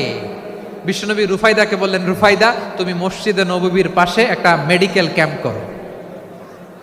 এই যে সাকিনা আদ্দিন মেডিকেলের আমার ছাত্রী বন্ধুরা শুনে রাখো, তোমাদের আইকন হচ্ছে এই রুফাইদা আল আসলামিয়া। বিশ্বনবীর ডিরেকশন অনুযায়ী তিনি মসজিদে নববীর পাশে একটা মেডিকেল ক্যাম্প করলেন এবং আহত সাহাবাদের চিকিৎসা উনি ওনার টিম নিয়ে দিতেন। বিশ্বনবীর পরামর্শে উনি আনসারি এবং মুহাজির মহিলা সাহাবীদেরকে নিয়ে একটা স্পেশাল মেডিকেল টিম গঠন করলেন। খায়বার যুদ্ধে 7ম হিজরিতে যখন বিশ্বনবী যায়, উনি ওনার টিম নিয়ে আসলেন, বললেন, ইয়া রাসূলুল্লাহ আমরা তো তলোয়ার চালাতে পারি না, আমরা তো তীর মারতে পারি না, আপনি যদি অনুমতি দেন খায়বার অভিযানে আমি আমার টিম নিয়ে মেডিকেল টিমের সেবাটা সার্ভিসটা দিতে চাই। পড়েন সুবহানাল্লাহ। বিশ্বনবী অনুমতি দিলেন, যোদ্ধা সাহাবীদের সাথে রুফাইদা আল আসলামিয়া উনিও মেডিকেল টিম নিয়ে অগ্রসর হলেন। খায়বারের প্রতিটা আহত ইনজুর্ড সাহাবী যারা ইনজুরির শিকার হয়েছেন সবাই রুফাইদা আল আসলামিয়ার এই মেডিকেল ক্যাম্প থেকে চিকিৎসা সহায়তা পেয়েছেন। সুবহানাল্লাহ পড়েন। দেখেন কিভাবে বিশ্বনবী ট্যালেন্ট বাছাই করতেন। আপনি অবাক হবেন, বাহরাইনের মেডিকেল ইউনিভার্সিটিতে রুফাইদা আল আসলামিয়া মেডিকেল প্রাইজ অ্যাওয়ার্ড প্রতি বছর দেয়া হয়। যদি 8 দিনের এই মেডিকেল আমার বোনেরা যদি জেনে থাকো জানো, না হলে নতুন করে জানো, সার্চ দিও রুফাইদা আল আসলামিয়া মেডিকেল অ্যাওয়ার্ড বাহরাইনের ইউনিভার্সিটিতে দেয়া হয়। প্রিয় ভাইয়েরা, তাহলে আলোচনার সামারি আমরা করি। বিশ্বনবী যার যেখানে ট্যালেন্ট তাকে ওইখানে কাজে লাগাতেন। আওয়াজ করে বলেন ঠিক কিনা? এবার একটা ইন্টারভিউ হবে, আওয়াজ করে বলেন আবু মাহজুরাকে বিশ্বনবী কি বানাইছেন? হ্যাঁ, ভুলে গেছেন? সামনের চুলে হাত দিয়ে বিশ্বনবী কি সুন্দর গলায় আজান শিখালেন, মুয়াজ্জিন। যায়েদ বিন সাবিতকে একাডেমিক প্রজেক্টের দায়িত্ব দিয়েছেন, তিনি ছিলেন বিশ্বনবীর দোভাষী ব্যক্তিগত সচিব। Musab ibn Umair the first ambassador of Islam. Abdullah ibn Abbas উম্মার বড় শিক্ষাবিদ মুফাসসির। আব্দুল্লাহ ইবনে মাসউদ, আব্দুল্লাহ ইবনে মাসউদ ছিলেন জুরিস্ট। কি ছিলেন? জুরিস্ট ছিলেন, এই উম্মার সবচেয়ে বড় জুরিস্ট। খালিদ বিন ওয়ালিদ সেনাপ্রধান। হাসান বিন সাবিত, হাসান বিন সাবিত ছিলেন বিশ্বনবীর সভাকবি। কি ছিলেন? বিশ্বনবীর সভাকবি ছিলেন। এরপরে হুযায়ফা ইবনুল ইয়ামান কি ছিলেন? গোয়েন্দা বিভাগের প্রধান। মুআয ইবনে জাবাল কি ছিলেন? সিনিয়র আমলা, ইয়ামানের গভর্নর। আবু হুরায়রা রাদিয়াল্লাহু তাআলা আনহু হাদিস প্রিজার্ভেশনের কাজ করেছেন। আর আমাদের রুফাইদা আল আসলামিয়া রাদিয়াল্লাহু তাআলা আনহা কি ছিলেন? নার্স ছিলেন, নার্স হয়ে মেডিকেল সেবা দিয়েছেন। প্রিয় ভাইয়েরা, পুরো আলোচনার যদি সামারি করি তাহলে বিশ্বনবী যেভাবে হিউম্যান রিসোর্সকে ম্যানেজ করেছেন, যার যেখানে প্রতিভা কাজে লাগিয়েছেন, আমরাও যদি করি আমাদের বাংলাদেশের চিত্র আমরা পাল্টে যেতে পারবো। আমরা শুরুতে শুনেছি মানুষের আছে অসীম সম্ভাবনা, প্রতিটা মানুষ অনন্য, যত্ন নিলে যথাযথ পরিচর্যা করলে মানুষ বিশ্ব জয় করতে পারে। ঠিক কিনা? আমাদের হাফেজে কোরআনের সামনে দাঁড়াতে পারে এমন কোনো হাফেজে কোরআন আল্লাহর জমিনে জন্ম হয় নাই। গোটা বিশ্ব কাঁপিয়ে তারা সেরা, আমাদের ক্রিকেটাররা সেরা, আমাদের তৈরি পোশাক শিল্প সেরা। এরকম অনেক অনেক সেরা জিনিস আছে, আমরা এগুলোরে নার্চারিং করতে পারি নাই, পরিচর্যা করতে পারি নাই, সঠিক তারবিয়াতের অভাব। তাহলে মানুষের অসীম সম্ভাবনাকে কাজে লাগাতে হবে। ঠিক কিনা বলেন? ইউনুস গভর্নমেন্টকে আমি বলবো, অল্প সময়ের জন্য আপনারা এসেছেন, সংস্কারও করতে হবে, আবার নির্বাচনও করতে হবে। সব সংস্কার হতে করতে পারবেন না, যতটুকু পারবেন এর মধ্যে আমাদের যে হিউজ ম্যান পাওয়ার, আমাদের যে মানব সম্পদ, হিউম্যান রিসোর্স, এটাকে ডেভেলপ করে আপনাদের যেতে হবে। যেটা পারবেন না সেটাকে পরবর্তী নির্বাচিত গভর্নমেন্টের কাছে রেখে যেতে হবে, যে তারা যেন করে, তাদের কাছে আপনারা এটা রেখে যাবেন। তাহলে মানুষ চাইলে বিশ্ব জয় করতে পারে। আর মানুষকে হারাতে পারে কেউ? জোরে বলো যশোর, মানুষকে হারাতে পারে কেউ? আল্লাহ আমাদেরকে জনসংখ্যা দিয়েছেন প্রিয় ভাইয়েরা। এই জনসংখ্যা অনেক বড় সম্পদ, এটা আমাদের জন্য অভিশাপ নয়, আশীর্বাদ। আমাদের জনসংখ্যাকে যদি আমরা জনশক্তিতে রূপান্তর করতে পারি, আজকে বাংলাদেশ যে অবস্থানে দাঁড়িয়ে আছে, বাংলাদেশ তার 20 গুণ উন্নতির শিখরে চলে যাবে। চিল্লায় বলো ঠিক কিনা? আমাদের শ্রমিক ভাইয়েরা বাইরে কাজ করে, আমাদের শ্রমজীবী ভাইয়েরা, প্রবাসীরা, তাদের ব্যাপারে গুরুত্ব দিতে হবে।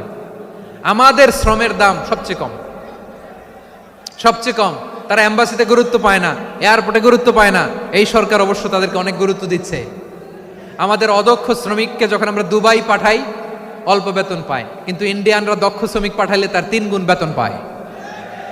আমরা আমাদের শ্রমিকদেরকে অদক্ষভাবে আর পাঠাতে চাই না, দক্ষ শ্রমিক পাঠিয়ে আমরা রেমিটেন্সের বন্যা বইয়ে দেব। আমাদের শ্রমিকদের পাঠানো রেমিটেন্সের টাকায় সচল থাকে আমার দেশের অর্থনীতির চাকা। তাদেরকে সবচেয়ে গুরুত্ব দিতে হবে। আমরা পেয়েছি ফ্রিডম ফাইটার, মুক্তিযোদ্ধা, আর আমার প্রবাসী ভাইরা হচ্ছে রেমিটেন্স ফাইটার। জোরে বলো ঠিক কিনা? তাহলে আমাদের এই জনশক্তিকে জনসম্পদে ট্রান্সফর্ম করতে হবে, ঠিক কিনা বলেন? সরকার জনগণকে এভাবে পলিশ করতে হবে। মা বাবারা ছেলে মেয়েদের মধ্যে কার কোন যোগ্যতা তাকে ওইভাবে কাজে লাগাতে হবে। সবার এ প্লাস পাওয়ার কোনো দরকার নাই। আমাদের দেশে একটা টেন্ডেন্সি আছে, পরীক্ষায় এ প্লাস না পাইলে কই তুই কি করলি, পাশের বাড়ির ছেলে এ প্লাস পাইছে, যা ওর পা ধোয়া পানি খা। কি খা? তা আমি ভাবছি যে পা ধোয়া, এ প্লাস পাওয়া ছেলেদের পা ধোয়া পানির একটা পানির ব্র্যান্ড বানাইতে হবে, এরকম লেখা থাকবে এ প্লাস পাওয়া ছেলেদের পা ধোয়া পানি। খাওয়া নাই, এগুলার খাওয়া নাই। ওরে আল্লাহ এ প্লাস পাওয়ার জন্য বানাইছে, আর আপনার ছেলেকে এই এ প্লাস গুলারে নিয়ন্ত্রণ করার জন্য আল্লাহ বানাইছে। ওকে দিয়ে আল্লাহ কি করবে আপনি জানেনই না। একটা এ প্লাস, একটা এ গ্রেড একটা মানুষের জীবনকে ঠিক করে দিতে পারে না। আপনার ছেলেকে আল্লাহ অন্যদিকে যোগ্যতা দিয়েছে, ওদের মনোবল ভাঙবেন না। খবরদার, খবরদার, ছেলে মেয়েদের মনোবল ভাঙবেন না। যাকে দিয়ে যেটা হবে তাকে দিয়ে সেটা করতে হবে, তার প্রতিভাকে সেভাবে কাজে লাগাতে হবে। তাহলে বাংলাদেশ, আমাদের এই জনসংখ্যা জনসম্পদে রূপান্তরিত হবে। আমাদের সরকারের তত্ত্বাবধানে আমাদের 18 কোটি জনগণ দক্ষ জনশক্তিতে রূপান্তরিত হোক, আমরা চাই কি চাই না? আমরা ভালো মানুষ, শ্রেষ্ঠ মানুষ হতে চাই কি চাই না? ওই জাপানিজদের মতো সৎ, ওই ইউরোপিয়ানদের মতো কালচার্ড। আমাদেরকে আল্লাহ তাআলা কোরআন সুন্নাহ অনেক কিছু দিয়েছেন, যেহেতু বর্তমানে আমরা দেখছি তারা সৎ, তাদের মধ্যে ভ্যালিউ আছে, সেগুলো আমাদের মধ্যে আনার দরকার আছে না নাই? আর ইসলাম দিয়ে আমাদের জীবনকে সাজাতে হবে, ইসলাম দিয়ে আমার পরিবারকে সাজাতে হবে। ইসলাম থেকে, কোরআন থেকে প্রেসক্রিপশন না নিলে জীবন সুন্দর হবে না। কোরআন থেকে প্রেসক্রিপশন না নিলে সমাজ সুন্দর হবে না। কোরআনের প্রেসক্রিপশন না মানলে রাষ্ট্র সুন্দর হবে না। কোরআনের প্রেসক্রিপশন অ্যাপ্লাই না করলে শুধু দুর্নীতি দমন কমিশন দিয়ে দুর্নীতি বন্ধ করা যাবে না। এজন্য কোরআনের আইন আমরা চাই কি চাই না? প্রিয় ভাইয়েরা, হিউম্যান রিসোর্স ডেভেলপমেন্ট, মানব সম্পদের উন্নয়ন, আমাদের সরকার যেন এদিকে নজর দেয়। আমরা যেন এই ব্যাপারে যত্নবান হয়ে উঠি। যাকে আল্লাহ যে যোগ্যতা দিয়েছে, এই যোগ্যতা দিয়ে আমরা যেন ইসলামের জন্য, দেশের জন্য কাজ করি।